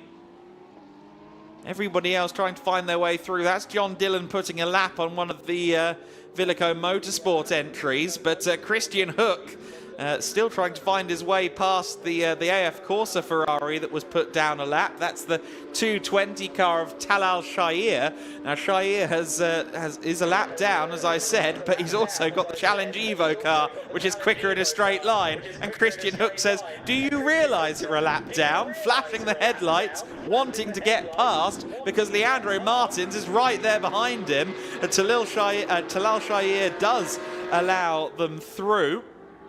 And now has the Cup 2 battle coming up behind him as well. This is second in Cup 2, the 951, the 951 and the 7 car, Hubert Darmetko and Leandro Martins, or rather, Hubert Darmetko and Demir Hott, I should say. So many cars all at once here. But the great battle we have here for third overall between the Cup 2 leader and Christian Hook in the GT3 Ferrari shows no signs of letting up in the slightest. Christian Hook will be watching through the rearview mirror and trying to contemplate how to stop Leandro Martins, who we've seen to be a very, very fast peddler at Estoril. Of course, took second overall, much to the delight of the home fans at Estoril just last weekend in race number 1. There's the battle for second in Cup 2, and I'll correct myself, it's Pablo Bras and Hubert Darmetko in the battle for second in Cup 2 right now. Here they come through shot. Adrian Lewandowski just behind them, and then it's Piotr Viera in the Mercedes-AMG GT3. There's the number 20 car of Demir Hott. Then it's the 177 of Alfredo Hernandez. And the spectacular golden Lamborghini. That car rounds out our overall top 10 just ahead of Thor Haugen right now. 5 minutes and change left to go in this race then, and here comes the Lamborghini power for Adrian Lewandowski. Hubert Darmetko powerless to stop the Lamborghini from drawing alongside him and indeed getting past him as they go through the first corner. Adrian Lewandowski was struggling as we went back to green flag, but I think the tyres have now warmed up underneath him and he's ready to go Porsche hunting, as is Piotr Viera there, who was looking to the inside. Piotr Viera in the Mercedes-AMG from Good Speed Racing. Great to have them for the first time this season. Doubtless see more of that team as the year continues on in the GT Winter Series. And that Lamborghini looks like the car that's really causing dilemmas now for the Porsche drivers. Once again, now that Adrian Lewandowski seems to have got some heat into the tyres, that thing is looking very, very quick indeed. He's just behind Pablo Bras in the 951 car. Now that machine being driven by the Spanish GT champion of 2023, Pablo Bras. So that is a driver who certainly has some good credentials, as does that man Leandro Martins leading Cup 2, but it must be said Pablo Bras is closing in on him, as is Adrian Lewandowski, but of course they're in a separate class. All of these single make machines, they have their own class rather than competing up against each other. But the drivers don't typically care about that. They just want to race each other. And in the same spirit, Piotr Viera is just getting himself past Hubert Darmetko. That's a move for 7th overall. And Darmetko dispatched then by the AMG GT3. And through goes Adrian Lewandowski as well. Lewandowski gets himself past Pablo Bras for 5th overall. So now Adrian Lewandowski is currently doing Leandro Martins a favour, because he's now a buffer between Leandro Martins and Pablo Bras in the Cup 2 lead battle. However, if Lewandowski closes in on the 911 car, there is the blue and yellow machine. I suspect that very quickly Lewandowski is going to be less of a help and more of a hindrance. We'll have to see if the Lamborghini can get there. Certainly Lewandowski seems to have the bit between his teeth at the moment in this battle for 4th overall. Your lead battle has not changed, incidentally. J-Mo Hartling still just holding a little under a second over Finn Weibelhaus, but I expect this battle for 4th place is about to spice up, because sure enough, Adrian Lewandowski is at a rate of knots closing in on the Racar Motorsport machine of Leandro Martins. Christian Hook will emerge through turn 12 and then be followed by Adrian Lewandowski right on the back of Leandro Martins. The good thing about Leandro purchasing Johannes Kapfinger's old car is that half of it is fluorescent yellow, just as Leandro's original chassis was.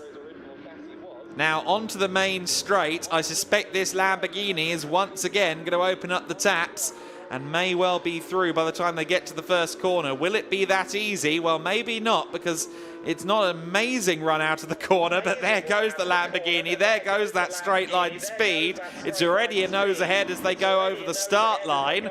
And sure enough, yes, by the time they get to turn 1, Adrian Lewandowski has made up yet another position. A Lamborghini plus a straight line seems to be a cheat code in the GT Winter Series at the moment. Adrian Lewandowski then up into 4th place overall. He is the first of the non-GT3 machines in this race, just behind Christian Hook. I think Christian Hook 5 seconds up the road is a bit of a bridge too far for Adrian Lewandowski, but he has done a very good job of getting himself past the Porsches, using that straight line speed of the Super Trofeo spec Huracan and deploying it exactly when needed. The Mercedes AMG of Piotr Vera in P7 overall, just hounding the back of Pablo Bras, who is of course himself still trying to close in on Leandro Martins in an attempt to reclaim the Cup 2 lead. Piotr Vera, for Good Speed Racing, would love to try and get a top 6 finish out of this race. Our top 2 come across the line to start the final lap of the race, and it is still J-Mo Hartling in the lead. And as we go on to this final lap, Finn Weibelhaus will be all too aware that time is against him in this one. The Haupt Racing team will be willing on their young driver in his first GT3 race, but they'll also be willing him to give them a car that's ready for Sunday without any need for repair bills. I think Weibelhaus may well decide that discretion is the better part of valour. That said, he has been aggressively flashing the headlights from pretty much moment 1 of this motor race. J-Mo Hartling for now, though, with the advantage. 2 relatively inexperienced GT3 drivers, albeit J-Mo Hartling has a couple of years of GT4 under his belt, whereas this driver, Finn Weibelhaus, is brand new, very wide, going through the turn 7-8 sequence there. Weibelhaus, on his first non-single-seater car race in his career, has still got half a lap or so, well, maybe a third of a lap or so to try and secure this win, but I think it is just a bit too much to ask of the youngster. J-Mo Hartling then just 2 corners away from a second win of his season. Out of the penultimate corner, nearly flat through the final turn, just a little hesitation off the throttle. He can now punch it and head toward the checkered flag. It is going to be a race win then for J-Mo Hartling. Hartling takes victory from Finn Weibelhaus in second place. A great result once again for SR Motorsport. Third place across the line is going to be Christian Hook in the Rinaldi Racing 115 car. But here's the battle for 5th overall. Here's our brilliant cameraman Piotr Vera as the Cup 2 battle comes to a head at the closing stages of this race. The Porsche Cup element of this race always very exciting in the Cup 2 class, and it is going to be Leandro Martins across the line in 5th overall by the looks of it. Adrian Lewandowski crosses the line to finish 4th.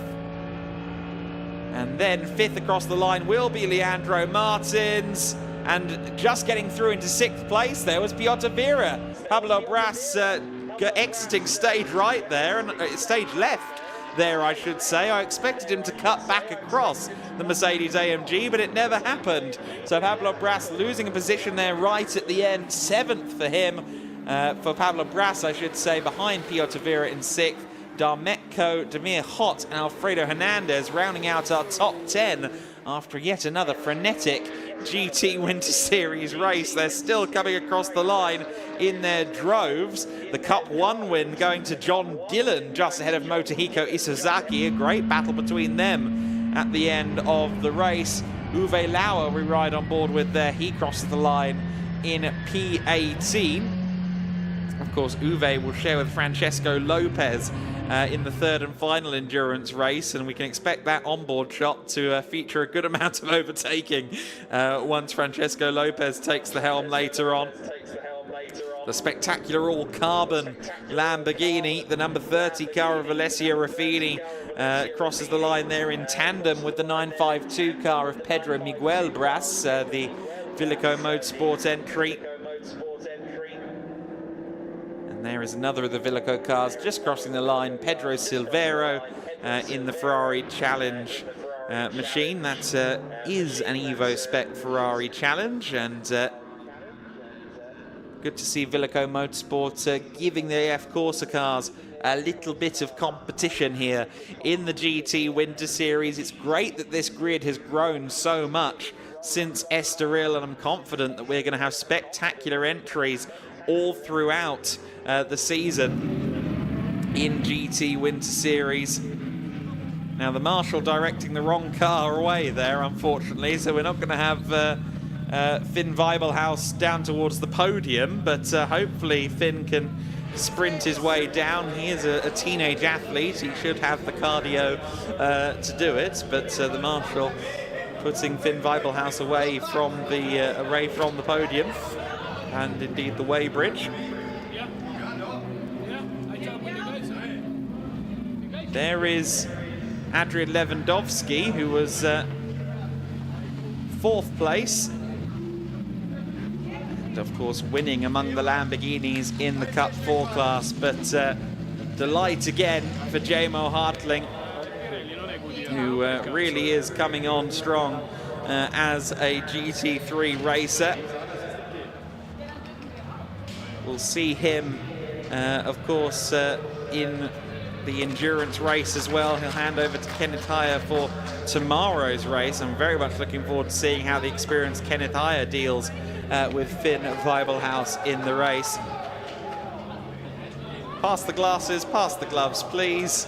That's Jill down there from Equip Vitesse, just dealing with Jamo Hartling. And I know they can hear me, so hi guys. But Jamo Hartling looking warm after that 30-minute race, and to be fair, Finn Weibelhaus didn't give him much time to relax, did he? It was full gas all the way through that race. And there you go, the embraces from the SR Motorsport crew. Of course, SR Motorsport, as Lukas Gajewski explained, kind of the international expansion for the Schnitzlaum racing team that seems to enter an armada of cars every single time in the Nürburgring series. Great to see Jamo held aloft. Tim Neuser there, one of the crew members there, lifting Jamo Hartling. But Jamo, he is very popular indeed, isn't he, at this moment? His first solo race win in a GT3 car as well, so that is a big day for young Jamo Hartling of SR Motorsport.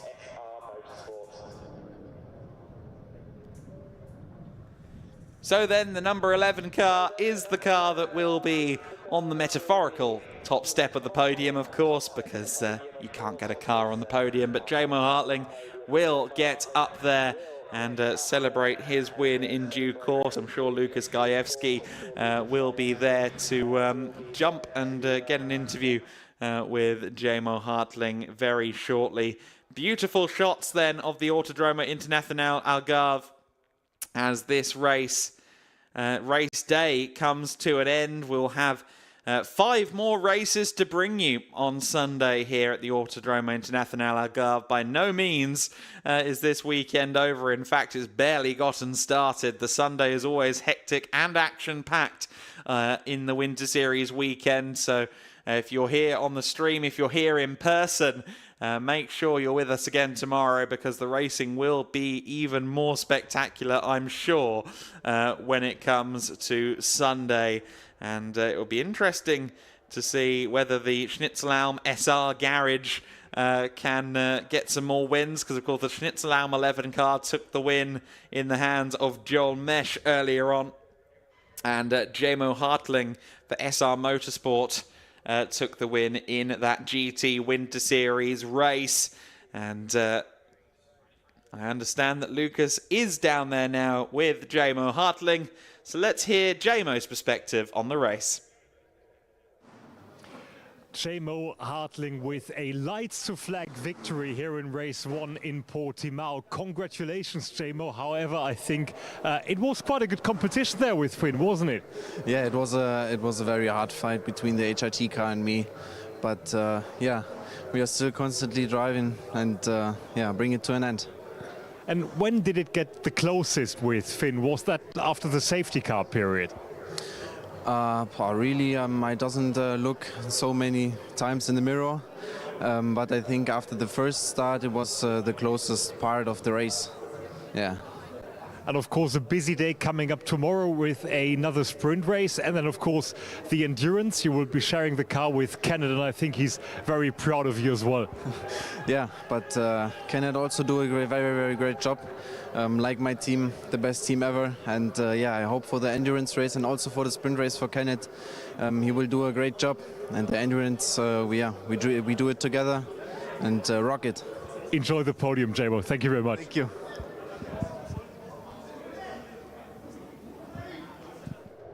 So Jamo Hartling there talking to Lukas Gajewski, and we'll see him onto the podium soon, along with Chris McCarthy, who will be Master of Ceremonies one more time on Winter Series Saturday here at the Autódromo Internacional Algarve.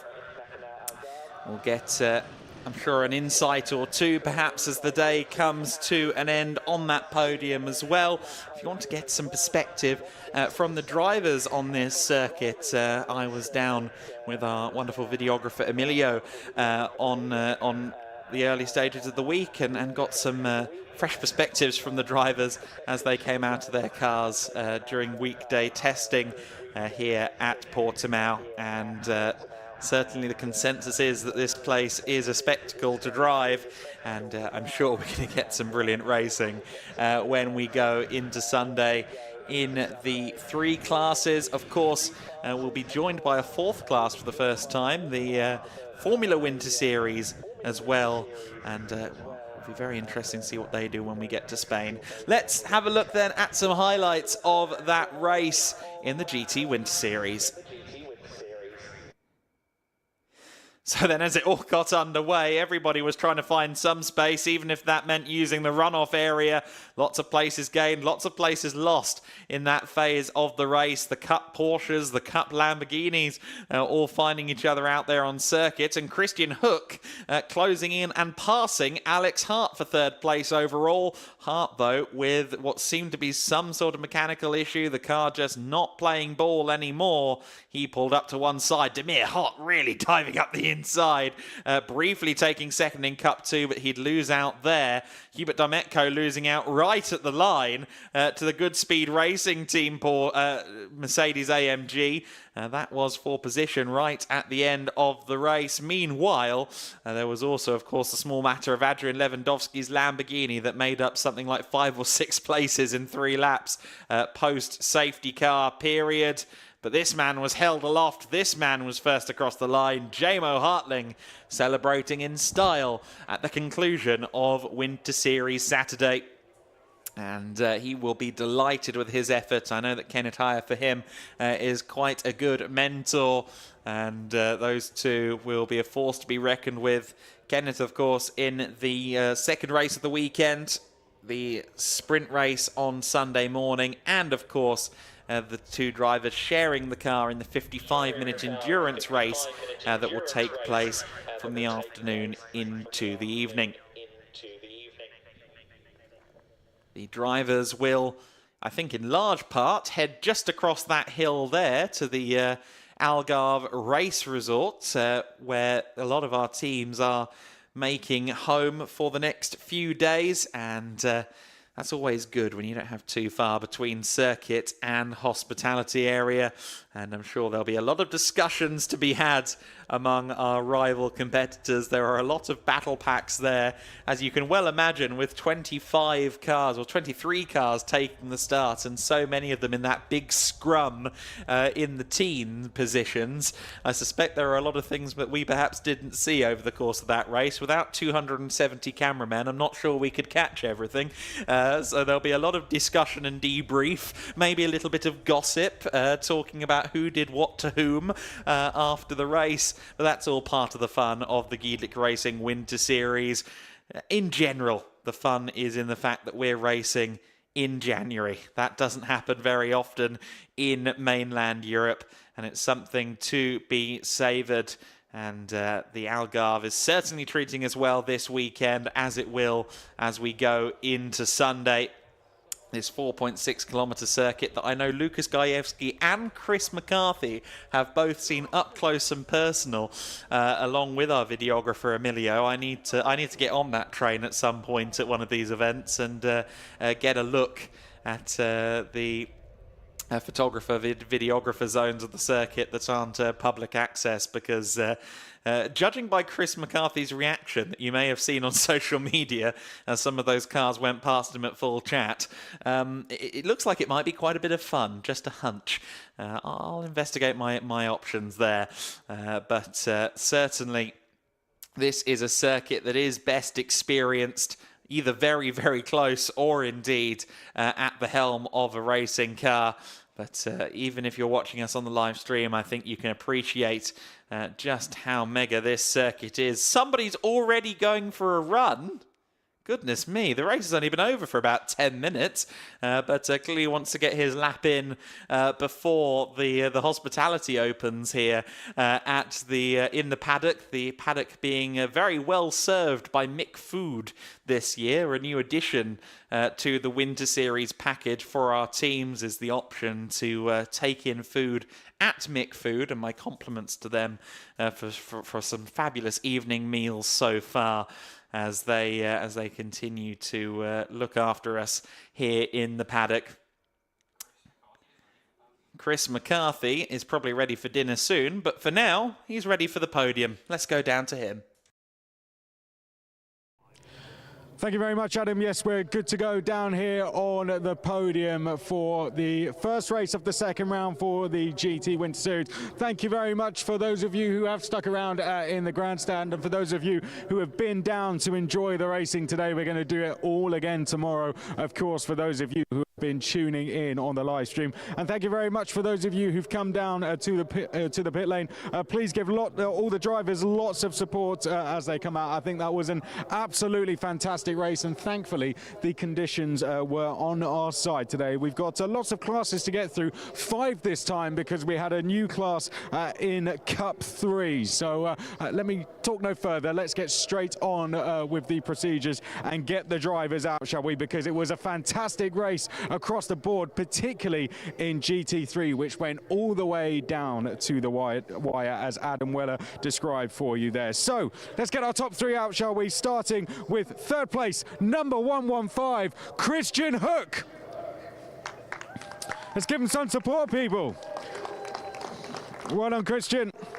Onto the podium. You don't have to talk to me just yet. Finishing in second place, just over a second behind our overall race winner, put in a fantastic drive. Number 4, Finn Wiebelhaus. Well done, Finn. Superb drive, mate. Well done. But he's becoming a familiar sight on that top step of the podium, once again taking another win in the GT Winter Series. Please put your hands together for our winner in the first sprint race this weekend here at Portimão, J-Mo Hartling.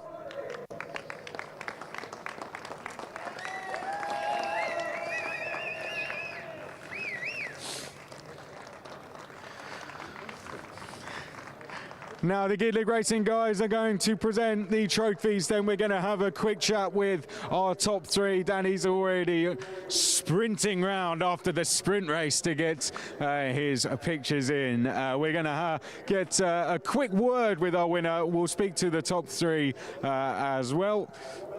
Danny's going to get his pictures, and then we will move on with our Cup 1 category once Danny's happy. Your pictures in. Guys, I'll ask you to stay where you are for a second. Stay where you are for a second. I want to have a quick chat with you. I think these guys want to hear from you as well. So, J-Mo, I know the guys spoke to you down there, but I do, just while everyone can now hear you, want to give you the chance to say any thank yous that you want to after what was a great way to start the weekend here at Portimão. Yeah, a big thanks to my team. I'm speechless. Big thanks to all of you. And yeah. We're going to add to this going forward now with the rest of the weekend? Yeah, we hope so. Good stuff. Well done to our winner, J-Mo Hartling. Let's have a quick chat to the top three overall. Finn, great race overall. It went all the way to the wire, didn't it?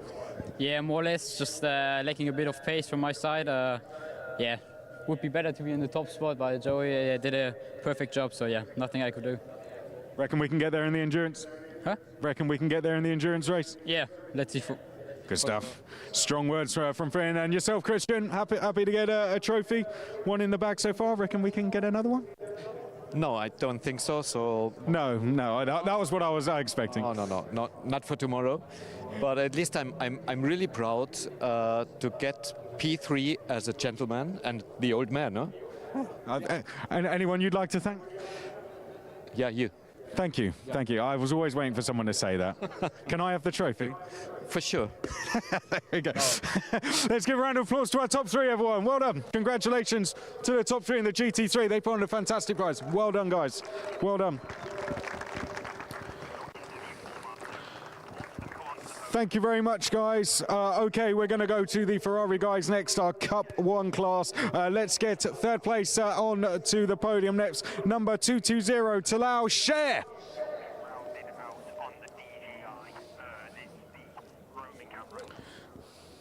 Talal? Thank you very much. Let's do it again. Third place, Talal Sher. Round of applause, everyone. Let's go, third place. Crowd pleaser. Well, absolutely. The podium's there. There you go. There you go. The number 3 spot, that's yours. Well done. Yeah, well, we know, don't worry. Now for second place, Motohiko Isosaki. Well done. Let's give him a round of applause. Described the track beautifully as well, by the way, in your interview with Adam Weller over there. I nearly did that earlier, by the way, as well. So don't worry. That's had 2 racing incidents now, that second spot. But the winner in the Cup 1 class in the first sprint race was number 151, John Dillon. Adding to the victories, John. Congratulations. We will get John, who jumps on the podium. GEDLICH Racing come to present the trophies. Danny comes round to take the pictures. Well done to the Ferrari guys. Great to see those cars charging round. And great to see more of them here as well. 26 cars in total out there. Thanks to some extra. I'm going to speak to John very quickly, and then guys, you can stay where you are. I'm going to have a quick chat with our winner, John. You guys stay there very quickly. John, how does it feel to get another win? Oh, brilliant! And obviously this round there was a few more cars. Had a brilliant start. Whew, I don't know how many cars I took, but I just couldn't keep the Porsches behind. Yeah, I just got my head down, started to try and get the laps in. At one point, I think I had to defend from behind because Moto was there, and then the Porsche was slowing me up a little bit in front. Yeah, just to finish P1, and let's look forward to tomorrow. Good stuff. Well said. Well done to John Dillon. Well done to our top three. Put your hands together for them one more time. Your Cup 1 drivers for sprint. Let's give them a round of applause. Well done, guys. Well done. Absolutely brilliant to watch.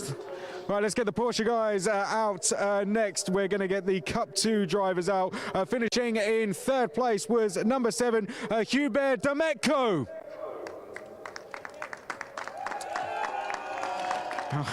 A lot of support, love it.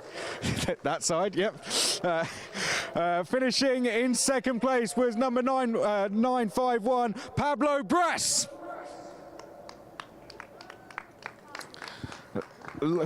Loving the race suit, love it. Finishing in second place, but our winner for Cup 2 in the first sprint race of the weekend, number 911, Leandro Martins.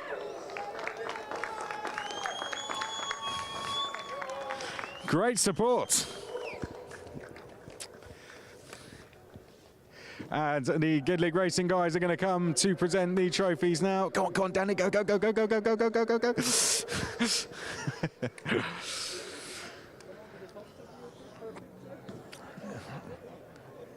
The Rackar team on the top step of the podium. Leandro Martins, great to see him up on the top step. Beautiful looking car. Let's have a quick word with Leandro. He's got a lot of support down there. I'm sure Leandro's got some people up. Just say a few words for us in Portuguese. Ok, foi uma ótima prova. Foi para lavar a alma, porque o carro quebrou, teve aquele acidente em Estoril e para mim essa prova foi realmente para dar uma limpada na alma. Very well said. Very well said. Let's give him a round of applause. Let's give him all a round of applause. Well done. And a new class for this round was Cup 3. Let's get the winner out for that one. It was number 32, Morten Stromstedt. Well done, Morten. Let's get him out. Well done. Congratulations to Morten. We will get the GEDLICH Racing guys to present the trophy for this one. Hold the trophy high, Morten. Well done. Congratulations. Morten, while you're up here, I just want to ask you, how is it tearing round the Portimão circuit? Tell the guys down here. Well, it's very nice. First time here, first time in the car, and first time with the team, so very successful. Any thank yous you'd like to give? Well, for my team Thunder, my wife who attracted me here, and my manager Diego Manchaca for getting me here.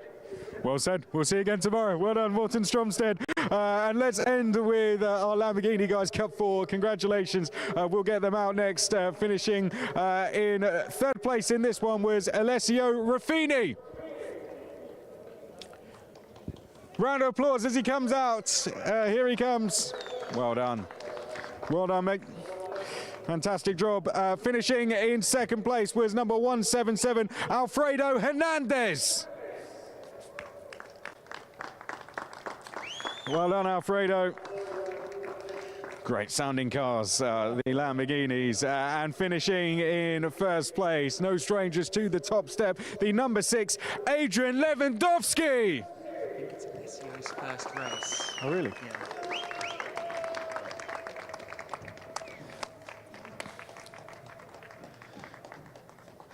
And we will get the trophies presented. What I've been told is Alessio's first race as well. So a first trophy by Adam Weller. Thank you there for the insight. Fantastic there for Alessio to get himself a trophy straight away. We're going to go and speak to Adrian Lewandowski, our winner, very quickly. How does it feel to get another winner? It was okay. I mean, I tried to beat. It made the very peaceful race or something for me. And I was like, when some Porsches or something were attacking me, I just let them go and then slowly, step by step, take my places. So I didn't really focus on doing everything what I can just to be as far as I can, just to train, you know. Enough, I had a crash on the Q2, so I want to be careful now just to avoid some other problems. Good, so congratulations, we'll see you again tomorrow. Well done to our Cup 4 drivers. They will now head off and we are going to welcome in the guys that you've been seeing on the live stream. We're going to welcome in Lucas and Adam. Come in, guys, the man you've been seeing and the man you've been hearing as well. Guys, I mean, fantastic to end the day with a great race there. Adam, I'll start with yourself. Very close at the front, wasn't it? It really was. It's a great demonstration of what the GT3 cars are capable of when they've got quick youngsters at the wheel. Obviously, J-Mo Hartling had his first weekend in a GT3 car at Estoril. Finn Weibelhaus had his first weekend in a GT3 car as we speak, but both of them taking to it like a duck takes to water. One of them from the world of GT4, one of them from the world of Formula 4, and it's really interesting to see those first steps being taken, and they're not walking those first steps, they're sprinting them. I'm very interested to see what Sunday's racing brings us from the two young Mercedes AMG pilots. Lucas, you were out there on the grid. I mean, how is it having 26 cars out there on the grid? I mean, doing a full grid walk would have taken quite a long time. Well, first of all, we can see that I was on the grid and Adam spent his day in the commentary box because he's here in a t-shirt, whereas I have 3 layers of jackets and the lot. But yeah, it's very interesting to see these guys. We'll potentially see them in DTM in a couple of years or in other high-class GT3 competitions, and it's always very interesting to see their first steps. And I think in general it's a fabulous grid, isn't it? With all these cars, the one-make championship cars being part of the GTWinterSeries grid. Great fun, isn't it? One more question for you both. Lucas, I'll start with yourself. Obviously, you weren't here for the first round, but of course, returning after your familiar face to the championship. How does it feel to be back and all the changes you're seeing to the series as well? Well, it's nice to have a bit more focus on the other categories as well. We've always been very happy to have prototypes here, to have GT4 cars here, and as we've seen today, they are capable of fabulous racing. And now, because it's a bit more divided and split up, there is more attention for all these categories, divisions, classes, whatever, and that's one thing I definitely like this year. And Adam, tell us what the things that you are most looking forward to tomorrow, I guess, from a commentary perspective. I'm a big fan of pick and mix, as you can maybe tell, and so as such, the GTWinterSeries is always kind of my place to go. We got a taste of it there. It's always a scrum. It's always a scrap between 3 or 4 different types of car that normally wouldn't share the same piece of track at the same time. So that's going to be really exciting. But obviously, we have a precedent set from Estoril, a high bar for them to clear going forward with the GT4's 4-way fights for the lead. I don't think there's anything that's going to disappoint us on Sunday. It's going to be bright and early start tomorrow, isn't it? 9 o'clock, I believe we get started with on-track action. So make sure you tune in. You'll be seeing Lucas down on the grid. You'll be hearing Adam in the commentary box. We will see you all tomorrow for a full day of racing action here from Portimão.